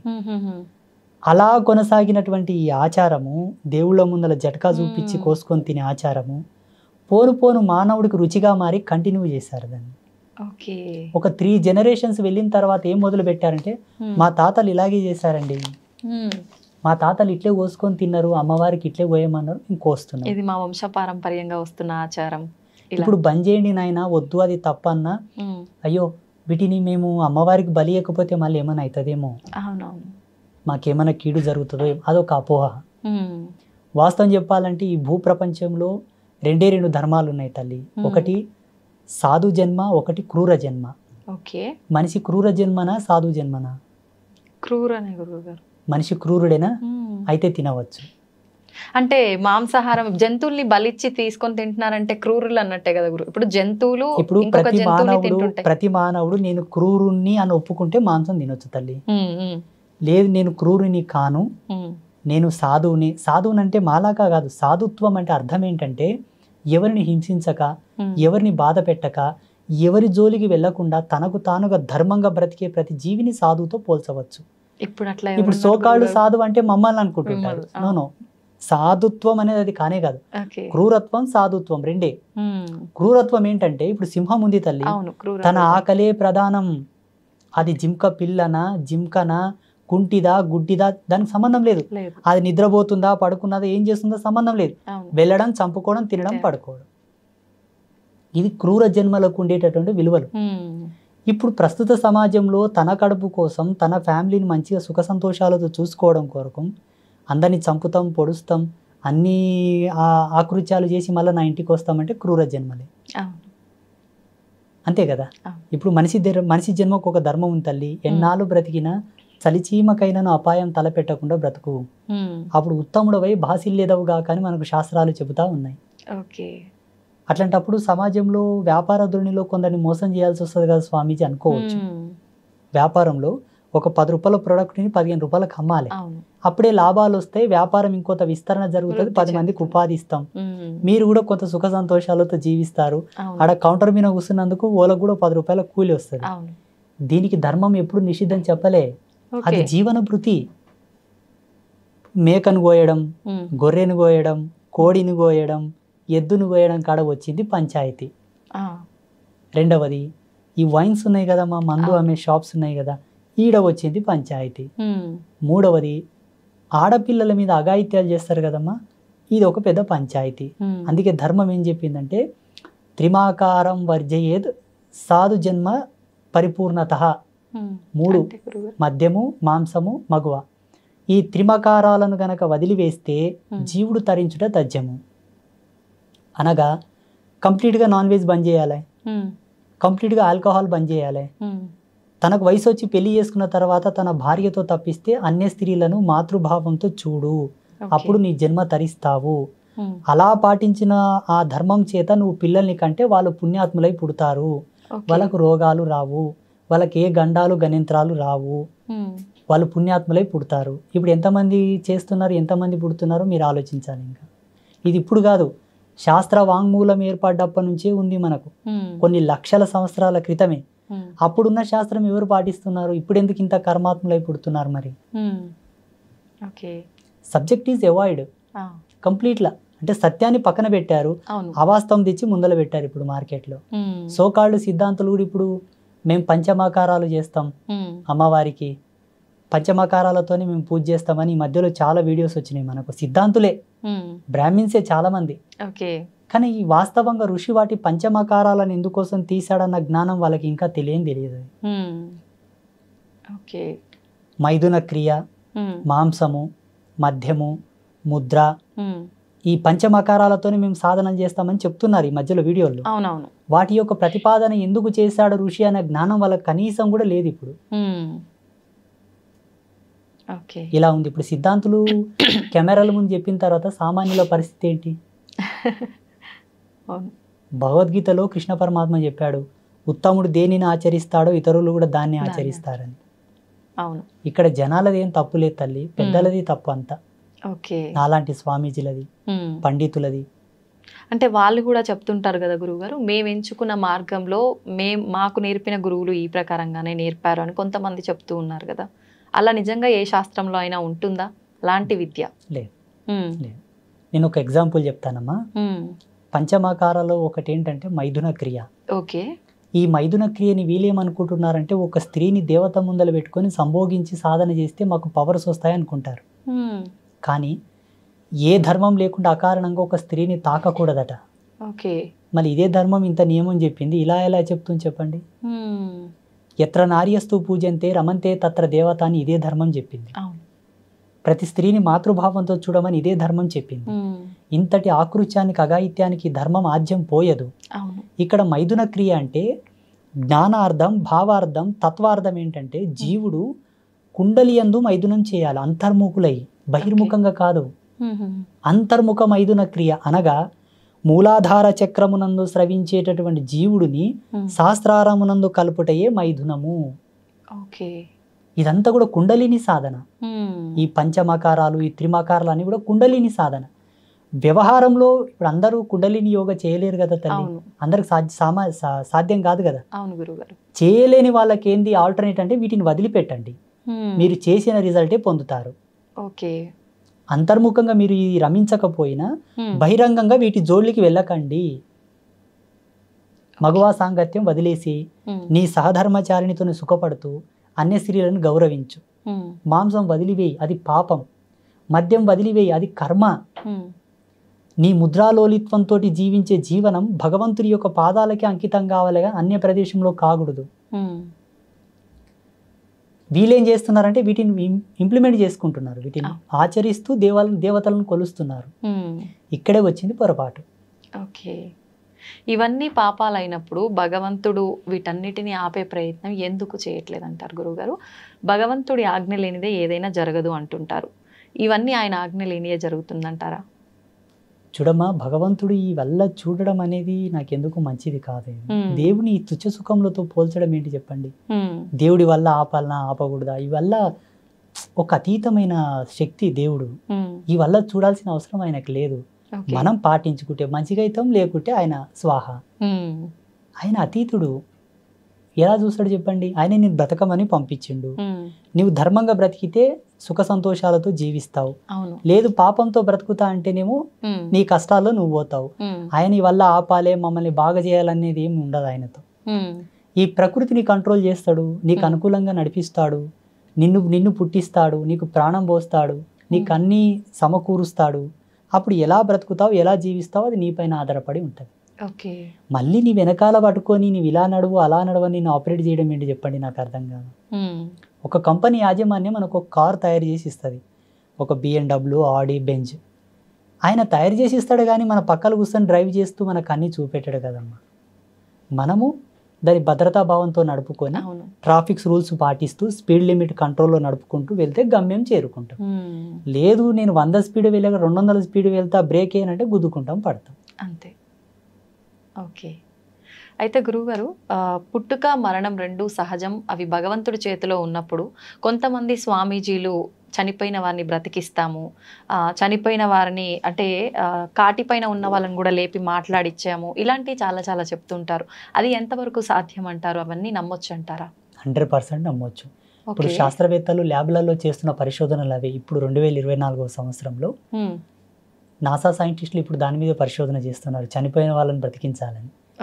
వాళ్ళు ప్రయత్నం చేసినా సక్సెస్ కాదు, నేను గ్యారెంటీ ఇస్తాను, అది సక్సెస్ కాదు. ఎందుకంటే భారతీయ వేద విజ్ఞానం మీద వాళ్ళు రీసెర్చ్ చేస్తే తప్పకుండా సక్సెస్ అవుతుంది. మన ధర్మంలో మృత సంజీవని విద్యనే ఉన్నది తల్లి. మృత సంజీవని, పరకాయ ప్రవేశ విద్య, అనిమాది అష్టసిద్ధులన్నీ కూడా దీనికి సంబంధించినవే. వాటి మీద వాళ్ళు రీసెర్చ్ చేయరు, మన సాధువులు చేస్తారు, మన గురువులు చేస్తారు, కాబట్టి వాళ్ళకి పట్టుంది. ఎందుకు సమాజంలో దాన్ని ఇంప్లిమెంట్ చేయరంటే, ఒకవేళ వాళ్ళు గనక దీన్ని సమాజంలో ఇంప్లిమెంట్ చేస్తే దేశ ప్రధానమంత్రి బ్రతికేయమంటారు, స్వార్థం ఎక్కువైపోతుంది కదా, బిల్ గేట్స్ ని బతికేయమంటారు. ఎంతో మంది ప్రపంచంలో గొప్ప గొప్ప వాళ్ళు, ముఖేష్ అంబానీ నన్ను ముందే బతికేయండి అని రిజర్వ్ చేస్తాడు. అందుకే వాటిని పుణ్యాత్ముల కొరకు ధారపోస్తారు. లోక కళ్యాణం కొరకు ఒక జీవుడు ఉత్థాన పథంలో బ్రతికి సాగించాలనుకున్న వాళ్ళని వాళ్ళు బతికిస్తారు. ఎలా? కొన్ని మెరేకల్స్ జరుగుతున్నాయి ఇప్పుడు హాస్పిటల్స్లో కూడా. డాక్టర్లు డిక్లేర్ చేస్తారు ఈయన ఎక్కువ కాలం బ్రతకడని, కానీ కొందరు బ్రతుకుతున్నారు. ఇంకొంతమంది చాలా డేంజరస్ యాక్సిడెంట్స్ అవుతాయి కానీ బ్రతుకుతారు. అది సంకల్ప పాత్రతతోటి కొంతమంది బ్రతికించేటటువంటి ఆశీర్వాదం. నేను చూసాను చాలా మందికి. మొన్న ఒక ఆయన వచ్చాడు నెల కింద కాకినాడ నుంచి, ఏవయ్యా నీకు యాక్సిడెంట్ జరిగిందా అంటే, అవును గురూజీ చాలా డేంజర్, నా కారు మొత్తం తునాతునకలు అయిపోయింది, నాకు మాత్రం ఏం కాలేదన్నాడు. చూడయ్యా, మీ తాత ముత్తాతలు ఎవరో గురుసేవ చేసేవాళ్ళు, ఆ గురు కృప నిన్ను కాపాడింది, ఇక్కడ పనిచేసింది. అది పుణ్యం తల్లి, ఎంతకైనా పుణ్యమే కావాలా. పుణ్యం Okay. ఉంటేనే పురుషార్థం, పురుషార్థం ఉంటేనే జీవితం. ఓకే. అయితే గురుగారు ఇలా అంటే చనిపోయిన వాళ్ళని బ్రతికించడం అనేది సృష్టికి విరుద్ధం కాదంటారా? విరుద్ధమే, అందుకే చేయట్లేదు స్వామీజీలు. అంటే పుణ్యకార్యాల కోసం చెయ్యొచ్చు అన్నారు కదా, ఆయన వల్ల లోక కళ్యాణం జరుగుతుంది కాబట్టి. కాబట్టి ఓకే. లోక కళ్యాణం మీన్స్ బ్రతికించడమే లోక కళ్యాణం, చంపడమే లోక వినాశనం. ఓకే. ఇప్పుడు గోవులను చంపుతున్నది ఎవరు? మానవులే కదా. అటువంటి వాళ్ళ కొరకు మేము ఏం చేస్తామో తెలుసా? ప్రతిరోజు సంకల్పం చేస్తాం పూజలో, సర్వే జనః సుఖినో భవంతు అనుకుంటేనే ఎవరు గోహింస చేస్తారో, ఎవరు స్త్రీని హింసిస్తారో, ఎవరు లోకంలో అసాంఘిక కార్యక్రమాలకు ఆజ్యం పోస్తుంటారో వాళ్ళందరూ కూడా వినాశనం చెందుగాక అని సంకల్పం చేస్తాం. ఓకే. మరి సాధువుల ధర్మం ఏంటంటారు? అలాంటి సాధువులు బాబాలు నిజంగా లోక కళ్యాణం కోసం ఈ రకంగా చేసే వాళ్ళు ఉన్నారా గురువుగారు? సన్యాసి తలుసుకుంటే ఈ ప్రపంచంలో సాధ్యం కానిదంటూ ఏదీ లేదు, ప్రపంచాలే మారిపోతాయి. ఈ భారతదేశం ఇంతమంది దాడి చేయంగా కూడా ఇంతగా నిలబడిందంటే సాధువుల యొక్క సంకల్ప శక్తి మాత్రమే. మరి అంత సంకల్ప శక్తి ఉన్నప్పుడు ఇంతకు ముందు మనం చూసుకున్నాం, కరోనా లాంటి మహమ్మారి వల్ల చాలా మంది ప్రాణాలు కోల్పోయారు. ఇలాంటివి రాకుండా ఎందుకు పోతున్నారంటారు గురుగారు? ప్రపంచం గురించి నాకు సంబంధం లేదు. ఇక్కడ మనం కూర్చున్నామంటే ఇదే మన ప్రపంచం. ఓకే. కెమెరామ్యాన్స్ ఇద్దరు, మీరు నేను, ఇది ప్రపంచం, వర్తమాన ప్రపంచం. బయటికి వెళ్తే భవిష్యత్ ప్రపంచం అవుతుంది. గడిచిపోయింది భూత ప్రపంచం. నేను ఇప్పుడు ఎవరెవరిని కలిసి వచ్చాను, ఎవరెవరితో మాట్లాడాను. అవును. ఇప్పుడు ఇక్కడ ఉన్నాం కాబట్టి భగవత్ సాక్షిగా నేను కొలిసి అమ్మ సాక్షిగా ఒక మాట చెప్తాను. 2020లో కరోనా వచ్చినప్పుడు నేను అమ్మవారితో 7 రోజులు అనుష్ఠానంలో కూర్చున్నాను. అమ్మ, నేను ఒక సన్యాసిగా, ఆ జన్మాంత బ్రహ్మచారిగా, ఈ జన్మను నాకు తల్లిదండ్రులు ఇచ్చి నీ పాదాలకు అంకితం చేశారు. నేను ఏం చేయగలను ఈ ప్రపంచం కొరకు, ఈ సమాజం కొరకు అని 7 రోజులు అనుష్ఠానంలో కూర్చుంటే అమ్మవారు ఒక దర్శనం ఇచ్చింది, ఒక మెసేజ్. ఓకే. మాకు ఆ ఇమేజెస్ వస్తుంటాయి, ఆ దర్శనాలు. వేపాకు చలువతో 7 రోజులు నాకు చలువ పెడితే నీకు ఒక ఆజ్ఞ ఇస్తాను అమ్మవారు చెప్పింది. వేప చెట్టులో 2 రకాలు ఉంటాయి తల్లి, ఆడవేప ఉంటుంది, మగవేప ఉంటుంది. మీకు తెలుసా? లేదు గురువు. వేప చెట్టు తెలుసు, ఆడవేప మగవేప 2 ఉంటాయి. ఓకే. నేను స్త్రీ దేవతను కానా, వేపాకు తీసుకొచ్చి నాకు వేపాకు చలవబెట్టు. అది కూడా పెళ్లిగాని అబ్బాయి, బ్రహ్మచారిగా ఉండే ఒక అబ్బాయి చేత వేపాకు తెచ్చి నాకు చలవ పెట్టించు, చలిమిడి నైవేద్యం పెట్టించు. 7 రోజుల తర్వాత నీకు ఆజ్ఞ ఇస్తా అన్నది అమ్మ. 7 రోజులు చేశాము. 8వ రోజు అమ్మవారు ఏం చెప్పిందో తెలుసా నా ధ్యానంలో? ఇది బ్రహ్మ రహస్యం, మీకు చెప్తున్నాను, అడిగారు కాబట్టి. స్వామీజీలు ఏదైనా చేయొచ్చు కదా లోక కళ్యాణం కొరకు అని మీరు అడిగారు కదా, నేను చెప్తున్నాను.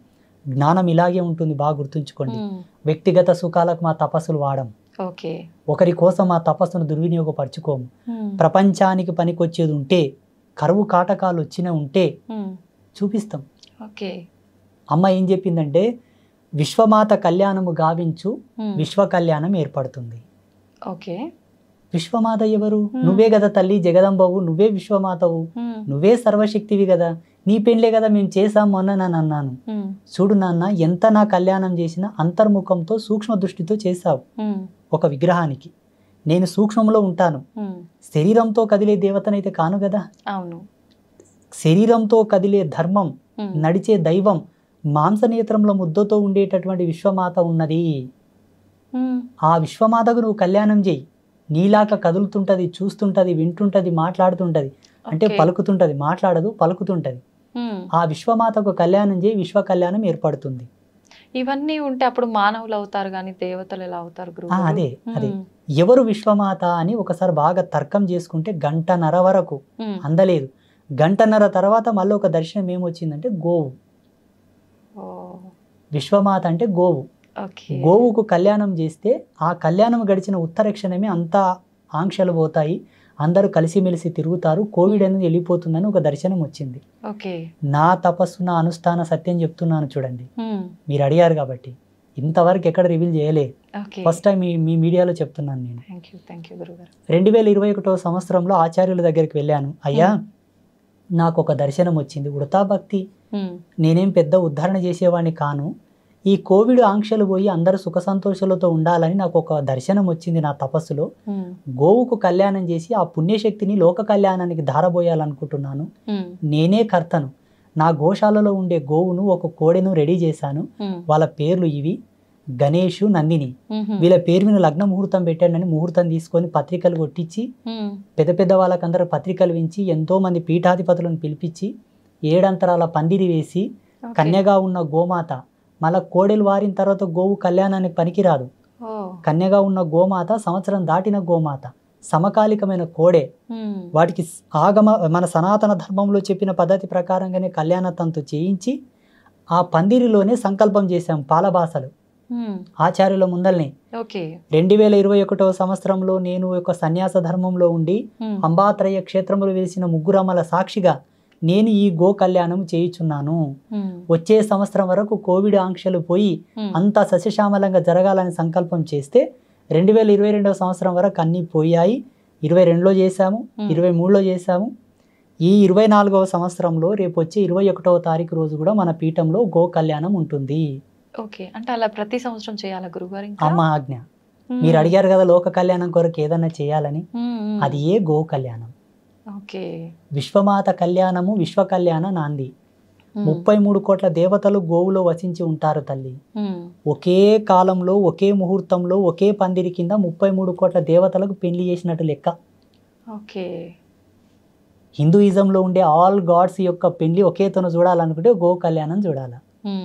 అది కూడా వైదిక ధర్మం పద్ధతిగా. కొన్ని దేవాలయాల్లో గో కళ్యాణం చేశారు, ముసలి ఆవులకు పెళ్లిళ్ళు చేసిండ్రు తల్లి. గోవు ఒక్కసారి సూడిద తప్పి ప్రసవించిందంటే పెళ్లి చేయరాదు, పాపం తగులుతుంది. ఓకే, అది ధర్మం కాదది. అప్పుడు వశిష్ఠుడు చేశాడు, గౌతముడు చేశాడు, జమదగ్ని ఋషి చేశారు అప్పట్లో ఋషుల కాలంలో. ఈ కాలంలో అంబాత్రయ క్షేత్రంలో నాచి ఆ జగదంబ చేయించింది, నా అదృష్టం. ఓకే, అయితే గురువుగారు కొన్ని కోట్ల దేవతలు కొలువై ఉన్న ఆ గోమాతకి ఇంత ప్రాధాన్యత ఉంది. నిజంగా ఆ ప్రాధాన్యత ఇప్పుడు ప్రస్తుత రోజుల్లో గోవుకి దక్కాల్సిన ప్రాధాన్యత దక్కుతుందంటారా? దక్కట్లేదు. నేను అదే చెప్పాను. అమ్మను హింసించిన, గోవుని హింసించిన, నేలను కలుషితం చేసిన, గాలిని కలుషితం చేసిన, గంగా నదిని కలుషితం చేసిన, గురువులని అవహేళన చేసిన ఈ జన్మలో ప్రాయశ్చిత్తం లేని పాపాలు తగులుతాయి. ఓకే, ఇప్పుడు గోవులను చంపుకొని తినేవాళ్ళు, గోవులను హింసించే వాళ్ళందరూ కూడా ఇప్పుడు మనకు రోడ్ల మీద అంగవైకల్యంతో కనిపిస్తారు కదమ్మా, మెంటల్ హాస్పిటల్లో కొన్ని ప్రదేశాల్లో ఉంటారు కదా. ఏ జన్మలో అటువంటి పాపాలు చేశారు, ఈ జన్మలో అలా పుడుతున్నారు. భగవంతుడు మన ముందల్ని ఉదాహరణలు చూపిస్తున్నా మనము జాగ్రత్త పడతలేము. ఈ జన్మలో వాళ్ళు అలా పుట్టారంటే బలమైన కారణం ఉంటుంది తల్లి. ఆ కారణంగా ఈ జగతి లోపల ఆకు కూడా రాలదు, అటువంటిది ఈ శరీరం ఎక్కడ, మనం పుట్టడం ఏమిటి, అలా పుట్టడం ఏమిటి. మీరు ఇంత చక్కగా ఇంత మంచిగా ఉన్నారంటే ఏ జన్మలో పుణ్యం చేసుకున్నారు? మీ పెద్దలు చేసిన పుణ్యమో మీ పుణ్యమో. ఓకే, అయితే గురువుగారు పెద్దవాళ్ళు అనేసరికి నాకు ఒకటి గుర్తొచ్చింది. పెద్దవాళ్ళు చెప్తుంటారు ఎన్ని పాపాలు చేసినా సరే ఏదో ఒక పుణ్యం కనుక మనం గట్టిగా చేసుకుంటే కనుక అన్నీ తొలగిపోతాయని. నిజమే అంటారా? 100%. ఆ పుణ్యం ఏంటో చెప్తాను. జన్మనిచ్చిన తల్లిదండ్రులను చేసుకున్న పుణ్యం 3 తరాల వరకు వస్తుంది, 3 generations వరకు వస్తుంది. చాలా పవర్ఫుల్.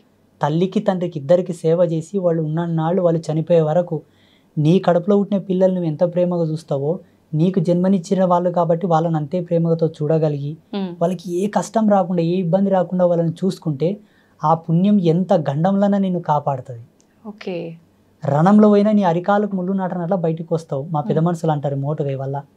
మీకు ఇలాగే చెప్పాలి అంటే ప్రేక్షకులకు ఇలా చెప్పాలి కాబట్టి. గోవుని పూజించిన, గోవుని పోషించిన, గోవుకు భోజనం పెట్టిన సేమ్ పుణ్యం వస్తుంది. గురువులను సేవించుకున్న, గురువులను గౌరవించిన, గురువులను ఆదరించిన అదే పుణ్యం వస్తుంది. గురువులు అంటే అందరు గురువులు గారమ్మా. కర్మరహితుడు, సంసారరహితుడు, సంసార త్యాగం చేసిన వాడు, సంకల్ప త్యాగం అనర్చిన వాడు శ్రేష్టమైన గురువు. పరిపూర్ణమైన జ్ఞానానికి సంబంధించిన వాడై ఉండాలి. విశ్లేషణాత్మకంగా జీవితం ఉండాలి. సర్వధర్మముల యందు అనురక్తి కలిగి ఉండాలి. ఆయన శ్రేష్టమైన గురువు. కాషాయం కండువ భుజమి వేసుకున్న వాళ్ళంతా గురువులు గారు. ఇది కూడా మరి అంటే ఇప్పుడు దొంగ స్వామీజీలు చాలా మంది ఎక్కువైపోయారు కదా గురువు గారు, అలాంటి వాళ్ళని మనం ఎలా గుర్తించవచ్చు అంటారు? ఈ జన్మలో కాషాయం కప్పుకొని మోసం చేస్తున్న వాళ్ళంతా మరో జన్మలో ఎలా పుడతారంటే మతిహీనులై పుడతారు, పిచ్చి పిచ్చి చేష్ట చేసే వాళ్ళు పుడతారు. వాళ్ళకు శాపం అది. ఎందుకంటే కాషాయం జ్ఞానం, జ్ఞానంతో వ్యాపారం చేస్తున్నావు కాబట్టి మరు జన్మలో జ్ఞానం లేకుండా, తన మీద తనకు సోయి లేకుండా ఓకే. ఈ జన్మలో భగవంతుని కేంద్రకంగా, భగవంతుని ఒక వ్యాపార కేంద్రకంగా పెట్టుకొని దేవుని ముందల పెట్టి నువ్వు డబ్బులు సంపాదిస్తున్నావంటే మరు జన్మలో తినడానికే తిండి లేనటువంటి దేహి అనాల్సిన జన్మలు పుట్టాల్సి వస్తుంది. ఓకే. భగవంతుడు వ్యాపారం కాదు తల్లి. అసలు భగవంతుని మీద మనం అసలు భగవంతుని మీద వ్యాపారమే కరెక్ట్ కాదు. అది శాస్త్ర సిద్ధాంతాలను అమ్ముకోకూడదు, పంచాంగాన్ని అమ్ముకోకూడదు, మంత్రాలను అమ్ముకోకూడదు. ఇవన్నీ కూడా పరమ పవిత్రమైనటువంటి మంగళకారకములు ఇవన్నీ. వీటి మీద వ్యాపారాలు ఏంటి చెప్పండి, నాకు అర్థం కాదు. వీటి మీద వ్యాపారం చేస్తే ఎన్ని జన్మలకైనా ఉసురు పోదు. నీవు ఒక ముహూర్తం పెట్టించావు తల్లి, ఆయన పరవశించి నీకేమన్నా పెట్టిపోతే ఆయన ఇష్టం, డిమాండ్ చేయకూడదు. ఓకే. నువ్వు ఒక మంత్రం ఇచ్చావు, ఆ మంత్రం కొన్నాళ్ళు ఆయన సాధన చేసిన తర్వాత మంచిగా అయ్యొచ్చిండు. గురువు గారు మీరు ఇచ్చిన మంత్రం వల్ల నాకు మంచి జరిగింది, గురుదక్షిణగా మీకు ఏమన్నా ఇచ్చుకుంటానని ఆయన ఇస్తే స్వీకరించు, తృప్తిపడు. డిమాండింగ్ వద్దు, ఆర్డర్ వద్దు. ఈ మంత్రానికి ఇంత ఫీజు, నేను పంచాంగం ఇప్పాలే, తెరవాలే, ముయ్యాలంటే ఇంత ఫీజు పెట్టాలి, ముందే అపాయింట్మెంట్ తీసుకోవాలి. ఇవన్నీ ఏంటంటే వాళ్ళు కోరి కోరి పాపం చేసుకుంటున్నారు. ఇవి ఎక్కడ ధర్మంలో లేవు. అప్పట్లో ద్రోణాచార్యులంతటి వారే కురు సామ్రాజ్యం దగ్గరికి వెళ్ళి దేహి అనాల్సి వచ్చింది. ఆయనకు రాని విద్యలు లేవమ్మా, ఆయనకు రాని విద్యలు లేవు, ఆయనకు తెలియని మర్మం లేదు. కానీ ఒక రాజ్య సంస్థానానికి వెళ్ళి నాకేమని ఇప్పించండి అయ్యా అని అడిగాడు. చాలా మంది ఋషులు అడిగారు అట్లా. ఎందుకంటే వాళ్ళకి చిటికేస్తే లక్ష్మి రాలేటటువంటి శక్తి సంపన్నులు వాళ్ళు. కానీ విద్యల చేత లక్ష్మిని అనుగ్రహింపమని కోరలే, మంత్రాలను వాడలే, విద్యను వాడలే, తపస్సును వాడలే, యాచించుకొని బ్రతికారు తప్పిస్తే మంత్రతంత్రాలతో వాళ్ళు వృత్తి సాగించలేదు. నేను దాన్ని బాగా నమ్ముతా. వేరే స్వామీజీలు, జ్యోతిషులు, సిద్ధాంతులు ఏంటో నాకు సంబంధం లేదు. కానీ నా కాషాయాన్ని, నా ధర్మాన్ని, నా మంత్రాన్ని నేను ఎప్పుడు డబ్బులకు వాడను. అంటే మీరు ఇప్పటి వరకు డబ్బు తీసుకొని చెప్పలేదా గురుగారు? అతోస్మి.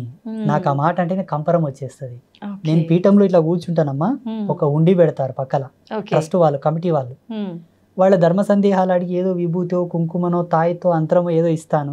వాళ్ళు ఏదో రూపాయి, 2 రూపాయలు అందులో వేసిపోతారు. నేను ఈ యంత్రం ఇచ్చానుగా, ఇంత పెట్టాను నేను అడగను. మా పీఠంకి వచ్చి మీరు చెక్ చేసుకోవచ్చు కూడా. అక్కడ ఏమైనా డొనేషన్లు ఇచ్చినా, అన్నదానంకి ఇచ్చినా, అమ్మ పూజకి ఇచ్చినా కూడా ప్రతిదీ కూడా రాసుకుంటారు, ఖర్చు పెడతారు, మేమేం తీసుకోం. ఇప్పుడు నా సౌల్ పర్పస్ నాకు తెలుసు తల్లి, నా జన్మ నాకు తెలుసు. తెలిసి మళ్ళీ ఎందుకు నేను బురదలో పడాలి చెప్పండి? నిజమే గురువుగారు. దిస్ ఇస్ మై లాస్ట్ జన్మ, ఇది నా చిట్ట చివరి జన్మ. ఇక భూమి, ఆకాశం, మన్వంతరాలు, కొన్ని కోట్ల జన్మలైనా నేను రాను. జగన్మాతని చేరుకోవడం తథ్యం. ఎలా చెప్తున్నారు గురూజీ అని మీరు అనుకోవచ్చు.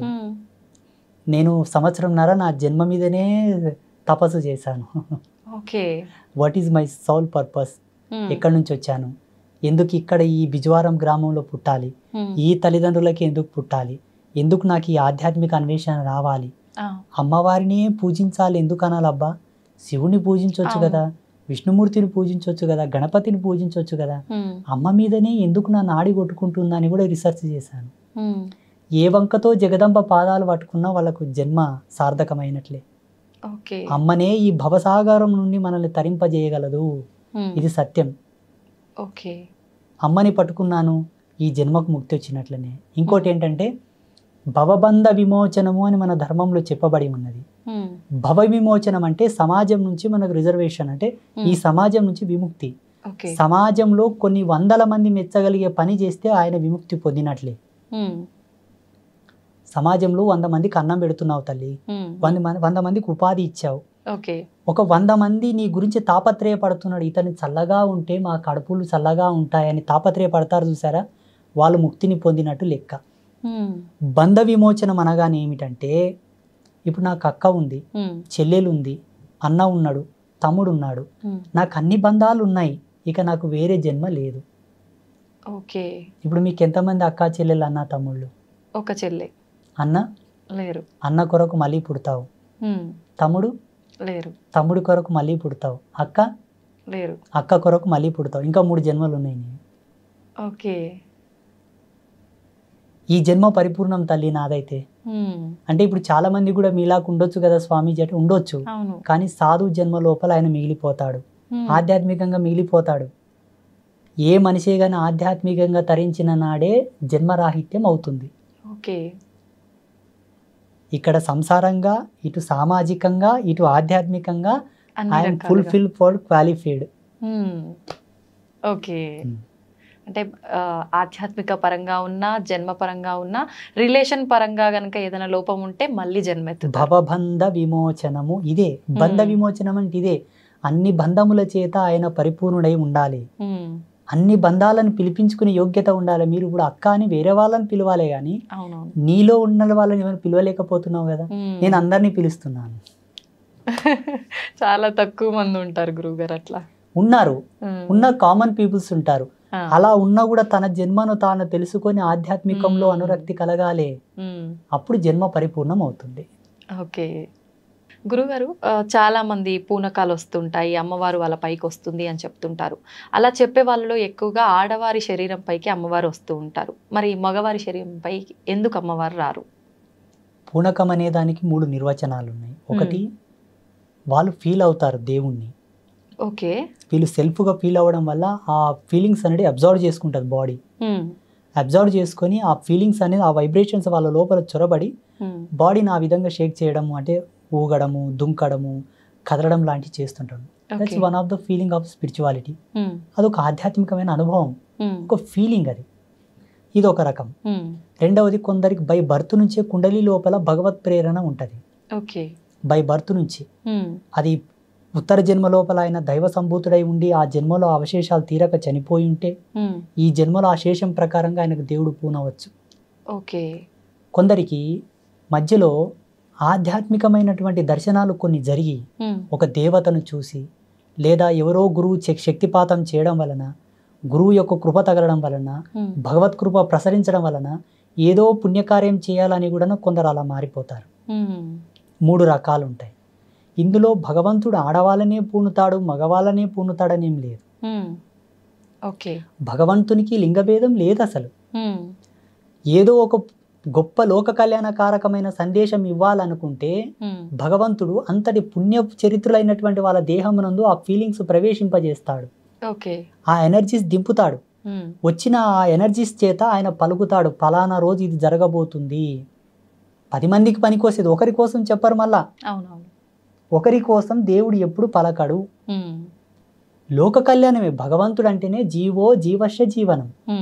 లోక కళ్యాణ కారకమే దైవత్వం. ఓకే. మిగతంతా ఇదంతా సెల్ఫ్, వాళ్ళు ఇష్టపడి చెప్తారు తప్పిస్తే దేవుడు ఎప్పుడు అలా చెప్పించాడు. ఇలా చాలా ఉన్నాయమ్మా, మా జీవితంలో చాలా జరిగాయి. ఒక వ్యాన్ లోపల ఒక 30 మంది వెళ్తున్నారు, ఒక పెద్ద DCM లోపల పెళ్లికి.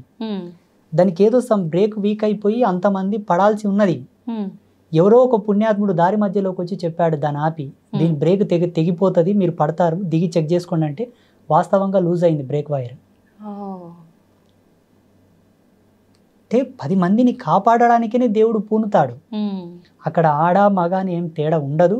కాకపోతే భగవంతుడు ఎవరికి ప్రవేశిస్తాడంటే ఆ శరీరం కూడా అంత శుద్ధి నొంది ఉండాలి, ఆ మనసు అంత పరిపూర్ణమై ఉండాలి, ఆ వ్యక్తి అంతటి సదాచార సంపన్నుడై ఉండాలి. తప్పకుండా. ఇప్పుడు మనం ఒకరిని ఇంటికి గెస్ట్గా పిలవాలంటేనే ఆయన యొక్క హోదాను చూస్తాం, ఆయనకు గొప్పతనం చూస్తాం, ఆయన ఎంత నీట్గా ఉన్నాడు, ఎంత శుభ్రంగా ఉన్నాడు, ఎంత బాగున్నాడు, డ్రెస్ ఎలా మెయింటైన్ చేస్తున్నాడు, అలా ఉన్న వాళ్ళని పిలుస్తాం. భగవంతుడు నీ శరీరం నందు ప్రవేశించాలంటే నీ దేహం ఎంత శుద్ధి ఉండాలి, నీ నడవడికి ఎంత సత్యమై ఉండాలి, నీ జన్మ ఎంత పరిపూర్ణమై ఉండాలి. ఇవి కూడా కంపల్సరీ. నేను అడ్డం వచ్చినట్లా పనులు చేస్తా, అడ్డం వచ్చిన వాళ్ళ తింటా తాత, ఏమి శరీర శుద్ధి ఉండదు, మనశ్శుద్ధి ఉండదు, వ్యవహార శుద్ధి ఉండదు, ఏదో నా పిచ్చి కొద్దీ నేను ఊగుతా అంటే అది మన యొక్క వీక్నెస్ తప్పిస్తే దేవుడికి మనకి సంబంధం లేదు. అయితే మనం విలేజెస్లో ఎక్కువగా చూస్తుంటాం గురుగారు, మీరు చెప్పినట్టుగా ఇట్లా శిగం వచ్చింది, పూనకము వాళ్ళు చెప్తూ ఉంటారు చాలా మందికి. అలాంటి వాళ్ళే ఎక్కువగా అంటే చెడు వ్యసనాలు ఇలాంటివి ఉంటుంటాయి అని చెప్పి, అంటే ఇప్పుడు వాళ్ళు అవన్నీ చేస్తున్నారు అంటే వాళ్ళు చెప్పేదంతా తప్పు, వాళ్ళకి నిజంగా భగవంతుడు వాళ్ళ పైకి రావట్లేడు అని అనుకోవచ్చు అంటారా? మేము సాధు ధర్మంలో ఉన్నాం, ప్రతిదీ కూడా శాస్త్ర సిద్ధాంత ధర్మంతోనే చెప్పాలి, అనుభవంతోనే చెప్పాలి, స్వీయ విశ్లేషణను ఉండాలి, మేము రీసెర్చ్ చేసానే ఉండాలి. అవునవును. మా అవ్వ జోగిని, మాది 7 తరాల జోగిని వంశం. ఎల్లమ్మ తల్లి పూజారులు, మా తాత ముత్తాతల కానుంటి కూడా. సో మా అవ్వ ఏం చెప్పేదంటే, చూడు నాన్న, ఒక వ్యక్తి జోగినిగా మారాలంటే, ఒక స్త్రీ జోగినిగా మారాలంటే ఓకే. బై బర్త్ నుంచి ఆమెకు స్పిరిచువల్ ఫీలింగ్స్ ఉండాలి. పుట్టినప్పటి నుంచి ఆధ్యాత్మిక మెలకువలు ఉండాలి. ఓకే. దేవుడు, పూజలు, దేవుళ్ళకు మొక్కడం, దేవుళ్ళని చూస్తే ఏదో ఫీల్ అయిపోవడం, దేవుళ్ళని చూస్తే దేవుడే తనే దేవుడని ఫీల్ అయిపోవడం లాంటి సిమ్టమ్స్ ఉంటే ఈమె దేవతకు సంబంధించిన స్త్రీ, ఈమె సంసారానికి పనికిరాదు, పెళ్లి చేసిన భర్తను చేరదీయదు, పిల్లల్ని కనదు. వాళ్ళకి ఆ ఫీలింగ్సే ఉండవు అసలు. ఓకే. ఆ సిమ్టమ్స్ గుర్తుబట్టి వాళ్ళని దేవుడికి లగ్నం చేసి దేవత పేరు మీద పూజలు పునస్కారాలు చేస్తూ ఆ పుణ్యం 10 మందికి ధారబోయమని పెట్టేవాళ్ళు ఆమెని. ఓకే. ఇప్పటికి చాలా మంది సొసైటీలో ఉన్నారు సెక్సువల్ ఫీలింగ్స్ లేని వాళ్ళు, చాలా మంది ఉన్నారు ఇప్పటికీ. ఓకే. అప్పట్లో ఈ జన్మను వృధా కానివ్వకుండా, ఈ జన్మ వేస్ట్ కాకుండా కొన్ని తంతులు చేసేవాళ్ళు మన పెద్దలు. అందుకే చచ్చిపోతే కూడా పేగడుగుతాం. పేగడిగి మళ్ళీ పూలదండేసి బొట్టు పెట్టి కొన్ని సంస్కారాలు, కొన్ని తంతులు చేసిన తర్వాతనే బొందలు పెడతాం. ఓకే. చచ్చిన శవానికి కూడా సంస్కారం ఉంది మన ధర్మంలో. అట్లాంటప్పుడు నువ్వు పుట్టినవు, ఈ జన్మ వృధా కాకూడదు. ఊక ఉన్న జన్మ ప్రేత ఆవాహనం అవుతుందంట తల్లి. ఓకే. ఊక ఉన్న శరీరం ప్రేత ఆవాహనం అవుతుందంట. ఇప్పుడు ఒక ఇల్లును ఊక వదిలేసామనుకోండి, అడ్డం వచ్చిన చెత్త చెదారం, బల్లులు, పురుగులు గూడు పెట్టినట్లనే ఈ జన్మ కూడా ఊక పెట్టకూడదని కొన్ని తంతులు చేసి ఆయనను ఒక పరిపూర్ణుని చేసేవాళ్ళు. ఓకే. ఆడపిల్ల కానీ మగపిల్లాడు కానీ కత్తికి బాస్యం కట్టి పెళ్లి చేసి దేవుని పేరు మీద పెట్టేవాళ్ళు. తర్వాతకి ఎట్లయిపోయిందంటే ఈమె ఊకుందని చెప్పి అధికార దాహం చేత ఆమె మీద లైంగికంగా దాడి చేయడం, డబ్బున్న వాళ్ళు, పలుకుబడి ఉన్నవాళ్ళు ఆమెను వాడుకోవడం, ఆమెను ఎటు కాకుండా రోగాల పాలు చేసేయడం. అది చూసిన కొంతమంది సంఘ సంస్కర్తలు ఉద్యమాలు మొదలుపెట్టారు. జోగిని వ్యవస్థను రద్దు చేయాలా, ఈ దేవదాసి వ్యవస్థను తీసేయాలా, ఈ దేవుళ్ళ పేరు మీద పెట్టే వ్యవస్థను తీసివేయాలని చెప్పేసి. వీళ్ళు చేసింది సత్యమే, ఎందుకంటే ఆకృత్యాలు జరుగుతున్నాయి. కానీ జరిపే వాళ్ళని అరికట్టాలి కానీ ఆ వ్యక్తిని అరికట్టడం ధర్మం కాదు. జోగిని వ్యవస్థ మీద పెద్ద విశ్లేషణ ఉంది, చాలా దార్శనికత ఉందాడ. మా నాయనమ్మ ఏం చెప్పేదంటే, కంచం పొత్తు మంచం పొత్తు లేని వాళ్ళేరా భగవంతుని పొందుటకు అర్హులనేవా అనేది మా నాయనమ్మ. కంచం పొత్తు ఉండకూడదు, ఎవరి పొత్తులో తినని వాళ్ళు. మంచం పొత్తు అంటే బెడ్ షేరింగ్ ఉండకూడదు. వాళ్ళు సత్యమంతులు, ఆడపిల్ల కానీ మగపిల్లగాడు కానీ వాళ్ళకు భగవంతుడు పూనుతాడు. వాళ్ళు చెప్పింది భవిష్యవాణి, మా నాయనమ్మ చెప్పేది. భగవంతుడు పూనిన తర్వాత వాళ్ళ శరీరం చాలా తేలిక అవుతుందంట. సిమ్టమ్స్ చెప్పేది మళ్ళా ఒక తక్కెట్లో కూర్చోబెట్టి ఇంకో తక్కెట్లో 5 మల్లెపూలు వేస్తే సమానం అయ్యేవాళ్ళట. సత్యంగా భగవంతుడు వస్తే శరీరం అలాగే అవుతుంది. 5 మల్లెపూలంత బరువు అవుతుంది. ఆ 5 మల్లెపూలని పచ్చి కుండ మీద పెట్టి నిలబెట్టినా కూడా కుండ పగలదు. ఆ మల్లెపూలను తీసి కుండ మీద వేస్తే కుండ పగలదు. ఈ వ్యక్తి కూడా ఒంటికాల మీద ఆ పచ్చి కుండ మీద నిలబడాలి, ఎవరు సపోర్ట్ లేకుండా, ఎవరు తగలకుండా. ఒంటికాల మీద కుండ మీద నిలబడి సిగ మూగితే అది భవిష్యవాణి. ఇప్పుడు దేవుడు తన లోపల ఉంటేనే కదమ్మా సత్యం ఉంటుంది, సత్యం ఉంటేనే కదా కుండ పగలదు. ఇవల్ల సిమ్టమ్స్ చెప్పేది మా నాయనమ్మ. నేను అప్పుడు అనుకునేవాడిని, ఈ కాలంలో ఎవరున్నారు ఇంత సత్యంగా? ఒకవేళ సిగం వచ్చిన వాళ్ళని తక్కెట్లో కూర్చోబెట్టి మల్లెపూలు వేసిన సమాంతరం అవుతారా? కారు. అలా సిగం వచ్చిన వాళ్ళను ఒంటి కాలు మీద పచ్చి కుండ మీద నిలబెడితే కూడా కుండ ఉంటుందా? పగిలిపోతుంది. ఇలా వెతుక్కుంటూ పోతే సమాజంలో చాలా మంది వెళ్తారు తల్లి. ఇప్పుడు ఇట్లా సిగమూగే వాళ్ళంతా సత్యమంతులు కారా స్వామీజీ అంటే మనం అనలేము. వాళ్ళ వ్యక్తిగతమైన ఫీలింగ్స్ అయి ఉండొచ్చు, భగవంతుడి యందు వాళ్ళు రమించి అలా ఊగవచ్చు. అది వాళ్ళ యొక్క ధర్మం, వాళ్ళ యొక్క విధి విధానాలు. అవి ఇప్పుడు ధర్మం ఏంటి స్వామి అని మీరు అడిగారు కాబట్టి ఈ సిమ్టమ్స్ ఉండాలమ్మా, అది సత్యం. గురుగారు, ఒక యోగిగా మీ జన్మకి సార్థకత, లక్ష్యం ఏంటి గురుగారు? నేను ఆజన్మాంత బ్రహ్మచారిగా ఆత్మజ్ఞానం జ్ఞానయోగంలో ఉండే ఒక ఆత్మ సన్యాసిగా, మాది దండ సన్యాసం కాదు. మీరు జేర్ స్వామి దగ్గరికి వెళ్ళారన్నారు కదా, అవును గురుగారు, వారి దండ సన్యాసం. అది బహిర్ముఖ సన్యాసం అంటారు దాన్ని. ఆత్మ సన్యాసం అంటే దండ నిర్లిప్తం చేసుకోవాలి, ఆత్మయందు సన్యాసించాలి. అంతర్ముఖ సన్యాసం ఆత్మ సన్యాసం, మాది అంతర్ముఖ సన్యాసం అన్నమాట. నా సన్యాస సంకల్పం ఏమిటి అంటే, సత్య సనాతన ధర్మంలో ఉండే ప్రతి ఆచారము విజ్ఞాన దృక్పథమే, అజ్ఞానం కాదు, మూఢనమ్మకం కాదు. ఇది సమాజంలో నిరూపించాలని ఒక లక్ష్యం నాకుంది. రెండవది, ప్రపంచానికి సనాతన ధర్మం జగద్గురు అని నిరూపించాలి. మూడవది, అమ్మవారు నన్ను ఇలా స్థాపించు నాయన అని ఒక దర్శనం ఇచ్చినట్లు ఒక గుడి కట్టమని దర్శనం ఇచ్చింది నాకు. ప్రపంచంలో ఆ గుడి ఇప్పటి వరకు రాలేదు. మానవునికి విజ్ఞానం వికసితమై మనిషి పరిజ్ఞానం వైపు నడకలెడుతూ ఇప్పటి వరకు కూడా అటువంటి ఆలయ రూపకల్పన జరగలేదు. అదొక ఆలయ నిర్మాణం చేయాలనే సంకల్పం ఉన్నది. ధర్మస్థాపన చేయాలి. సత్య విశ్లేషణ చంద్రికతో కూడుకున్న ధర్మస్థాపన, సోకాళ్ళు ధర్మస్థాపన కాదు. నేను నేర్చుకున్న ధర్మం ఏంటంటే అమ్మ, శాస్త్రం అనగా స్త్రీ అనగా ఒక్కటే. స్త్రీని అగౌరవపరచడం, స్త్రీని అవహేళన చేయడం ఎంతో శాస్త్ర అవహేళన అంతే. దీనికి ప్రాయశ్చిత్తం లేదు, దానికి ప్రాయశ్చిత్తం లేదు. ఎన్ని గంగల్లో మునిగినా, ఎన్ని పుణ్యకార్యములు చేసినా ఆ పాపం పోదు, అనుభవించి తీరాల్సిందే. ఇప్పుడు చేస్తున్న వాళ్ళందరూ శాస్త్ర దూషణనే. ఎందుకంటే శాస్త్రం అడ్డం పెట్టి మానవులకు కోరికలు రేపుతారు. ఇది చేయండి మీకు ఈ కష్టం నెరవేరుతుంది. దీనికి దానికి సింకే ఉండదు తల్లి. ఆయన పూజ చేస్తాడు, శ్రీకాళహస్తి పోయి చేస్తాడు, వస్తాడు, కొన్నాళ్ళు వేచి ఉంటాడు, ఏమయ్య స్వామి కాలేదంటాడు. ఇప్పుడు ఈ మధ్యలో వీడియోలో కొన్ని మా పిల్లలు తీసుకొచ్చి చూపిస్తుంటారు, స్వామీజీ అని ఇంత మెరికల్ చేశాడు, ఇది సాధ్యమా అంటారు. మరి నువ్వు స్వామీజీవి కదా ఎందుకు చేయమంటారు నాతోనికి వచ్చి మా పిల్లలు. కొన్ని జిమ్మికులు మ్యాజిక్లు చేస్తుంటారు, వీడియోస్ వస్తుంటాయి కొంతమంది పాస్టర్లు, కొంతమంది. నేనేమంటానంటే వాస్తవంగా ఆధ్యాత్మికతకు అంత పవర్ ఉంటే, వీళ్ళలో అంత హీలింగ్ పవర్ ఉండి, అంత చైతన్య శక్తి ఉంటే ఎర్రగడ్డ మెంటల్ హాస్పిటల్కి వెళ్ళి వాళ్ళని బాగా చేయమని చెప్పు. నేను వాళ్ళ కాళ్ళు మొక్కి కాలు కడిగి నెత్తిమిన పోసుకుంటా. ఈ సన్యాసం విడిచి ప్యాంటైంగ్ వేసుకొని తిరుగుతా. క్యాన్సర్ హాస్పిటల్కి వెళ్ళి వాళ్ళ హీలింగ్ పవర్ చేత వాళ్ళని బాగా చేయమని. స్వామీజీలు, పాస్టర్లు, ఇమాంలు, any kind of spiritual person ఎవరైనా సరే, దైవం వేరు, దారదత్తం వేరు, సిద్ధాంతం వేరు, జీవన విధానం వేరు. మనిషి తనను తాను తెలుసుకొని బ్రతకాలి. తనకు తానే రాజు, తనకు తానే ధర్మం తల్లి. ఎవరిని ఎవరు ఉద్ధరించరు. ఉత్తకథ. వేమన యోగి ఏం చెప్తాడు తన పద్యంలో అంటే, తనకు తానే రాజు, తనకు తానే దేవుడు, జీవుడు రెండు. మీరు తింటేనే ఆకలి ఎలా తీరుతుంది తల్లి? ఏదో తృప్తి పడగలను, అమ్మయ్య ఈమె తిన్నది సంతోషం అనగలను, కానీ ఆకలి అవుతుంది కదా. భగవంతుడిని నమ్మడం ఒక విశ్వాసం, ఒక పవర్. 83 లక్షల జీవరాశులు ఏవి దేవిని కొలవవు తల్లి, మనం కొలుస్తాం. అదొక గర్వకారణం. మళ్ళీ దాంట్లో ఎంతో సైన్స్ ఉందమ్మా. హిందూయిజంలో చాలా ఎక్స్ట్రాడినరీ సైన్స్ ఉంది, అద్భుతమైన విశ్లేషణ. ఒక దీపం పెట్టడము, ధూపం వేయడము, నైవేద్యం పెట్టడము, అభిషేకాలలో అబ్బా చాలా అద్భుతం. దీన్ని తీసుకొచ్చి మన సంసారం మీద పులిమి ఎటూ తేలుకోలేపకల పంచాంగం వేస్ట్ అంటారు, జ్యోతిష్యం వేస్ట్ అంటారు, పూజలు వేస్ట్ అంటారు. నాకెంత బాధ అవుతుందో చాలా.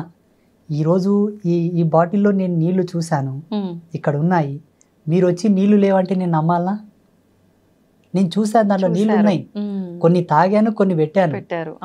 లేవు గురూజీ అని మీరు వాదాంతం చేస్తే నేను ఎలా నమ్మాలి చెప్పండి? అలాగే సనాతన ధర్మం యొక్క మూలాలు, దీని యొక్క అవశేషాలు చాలా గొప్పవి. తుచ్చ సుఖంలోకి వాడి దీని మీద వాల్యూ లేకుండా చేయొద్దు అన్నదే నా ఆవేదన. అది నిరూపించాలే, ప్రతి ఒక్కరికి తెలియపరచాలన్నదే నా తాపత్రయం, నా లక్ష్యం. అందుకే ఈ మధ్యలో వీడియోల్లో నేను చాలా మందికి నచ్చుతుండలేను. స్వామీజీలకే, మీలాంటి వాళ్ళు కాదు పాపం. అంటే మంచి చెప్పే వాళ్ళకి, మంచి చెప్పే వాళ్ళంటే చెడు ఉద్దేశంగా ఉన్న వాళ్ళకి. నేను వేణుస్వామి మీద ఒక వీడియో చేశాను తల్లి. వేణుస్వామి మీద, ఆయన ఫేమస్ ఆస్ట్రాలజర్. అవునవును గురుగారు. నాకు ఆయన పాలేడు కాదు, ఇంటోడు కాదు, అన్నదమ్ముడు కాదు తల్లి. పాపం వాళ్ళు బ్రాహ్మిన్స్, మేము వేరు. స్వామీజీనే మేము వేరు. మా ఇల్లు వేరు, వాళ్ళ ఇల్లు వేరు, వాళ్ళ ఊరు వేరు, మా ఊరు వేరు. ఎవరో మీ అంచుడు భక్తుడు వచ్చి, ఏమయ్యా నువ్వు జీవహింస చేయొద్దు అంటావు, అమ్మవారికి మాంసం పెట్టొద్దు అంటావు, మద్యం పెట్టొద్దు అంటావు. ఈయన బ్రాహ్మిన్, ఒక జ్యోతిష్యుడు, ఆడ లిక్కర్ పెట్టిండు, మాంసం పెట్టిండు, అమ్మవారి ముందలని చూపించిండు. అవునవును. నా మనసు తరుక్కుపోయింది. వెంటనే దాని మీద ఒక వీడియో చేశాను. ఒక 5-6 మంది నాకు ఫోన్లు చేసి వార్నింగ్ ఇచ్చారు. నేను ఎవరు చెప్పమన్నాడయ్యా, మేము ఇట్లనే చేస్తాం, మాకు ఇట్లే తెలుసు, నువ్వెవడో చెప్పని కానీ ఏమైనా చేసుకోపోండి, నేను చెప్పింది సత్యం, నాకు తెలిసింది సత్యం అని నేను చెప్పాను. అలా ఉన్నారు సమాజంలో. పోనీ ఈ స్వామీజీ చెప్పింది వాస్తవమే కదా, మార్చుకుందాము అన్న జ్ఞానం లేదు వాళ్ళతో, మళ్ళీ ఉల్టద్దా? ఇటువంటి వాళ్ళని సమాజంలో తెలియపరచాలి, ఇటువంటి వాళ్ళ గురించి చెప్పాలన్నదే నా లక్ష్యం. మార్పు ఎంత పెద్ద వస్తుందంటారు. పీఠాధిపతి అయినా, ఉమ్, ఎంత పెద్ద సన్యాసి అయినా, ఉమ్, ఎంత పెద్ద స్వామీజీ అయినా, ఎవరైనా ఉమ్, వాళ్ళు తప్పు చేస్తున్నారంటే చెప్తాం. అది నా ధర్మం. ఉమ్, చూడమ్మా, సన్యాసి అనేవాడికి 2 ప్రధాన నియమాలు ఉంటాయి. మరణానికి భయపడకూడదు, ఉమ్, మరణానికి భయపడకూడదు. ఓకే. ధర్మానికి తల వంచాలి తప్పిస్తే మిగతా వాటికి తల వంచకూడదు. ఈ 2 నియమాలు ఉంటాయి. ఉమ్, మొన్న కోవిడ్ వచ్చి కోవిడ్ విడి వరకు నేను మాస్క్ పెట్టుకోలే, ఆ, శానిటైజర్ వాడలే. చాలామంది పోలీసులు, చాలామంది ఆఫీసర్లు వచ్చి స్వామీజీ మాస్క్ పెట్టుకోండి అన్నారు. ఉమ్, చూడప్పా, నేను కుట్టే బట్ట నేను కట్టను. ఉమ్, మేము సంకల్ప త్యాగం చేస్తాం. ఆ, కుట్టిన బట్టగా కడితే మా తపస్సు తగ్గిపోతుంది, మా వాక్కు బలం పోతుంది. ఓకే. నేను చనిపోతాను కానీ మాస్క్ పెట్టానని చెప్పాను. ఉమ్, ఇప్పుడు సన్యాసి మరణానికి భయపడితే ఆయన సన్యాసి ఎట్లా అవుతాడు? అవును, మీకు నాకు తేడా ఉండదు కదమ్మా. అవును గురుగారు. అందుకే నేను మాస్క్ కూడా ధరించలేదు. ఉమ్, నా సత్యం ఉంటే వైరస్ నాతోనికి రాదు. ఉమ్, రాలేదా గురుగారు? నో, ఉమ్, నా శిష్యులకు ఎవరు కూడా నేను కోవిడ్ వ్యాక్సినేషన్ వేయించలేదు. Um, that's very dangerous. అదొక పెద్ద ఇది వ్యాక్సిన్. వ్యాక్సినేషన్.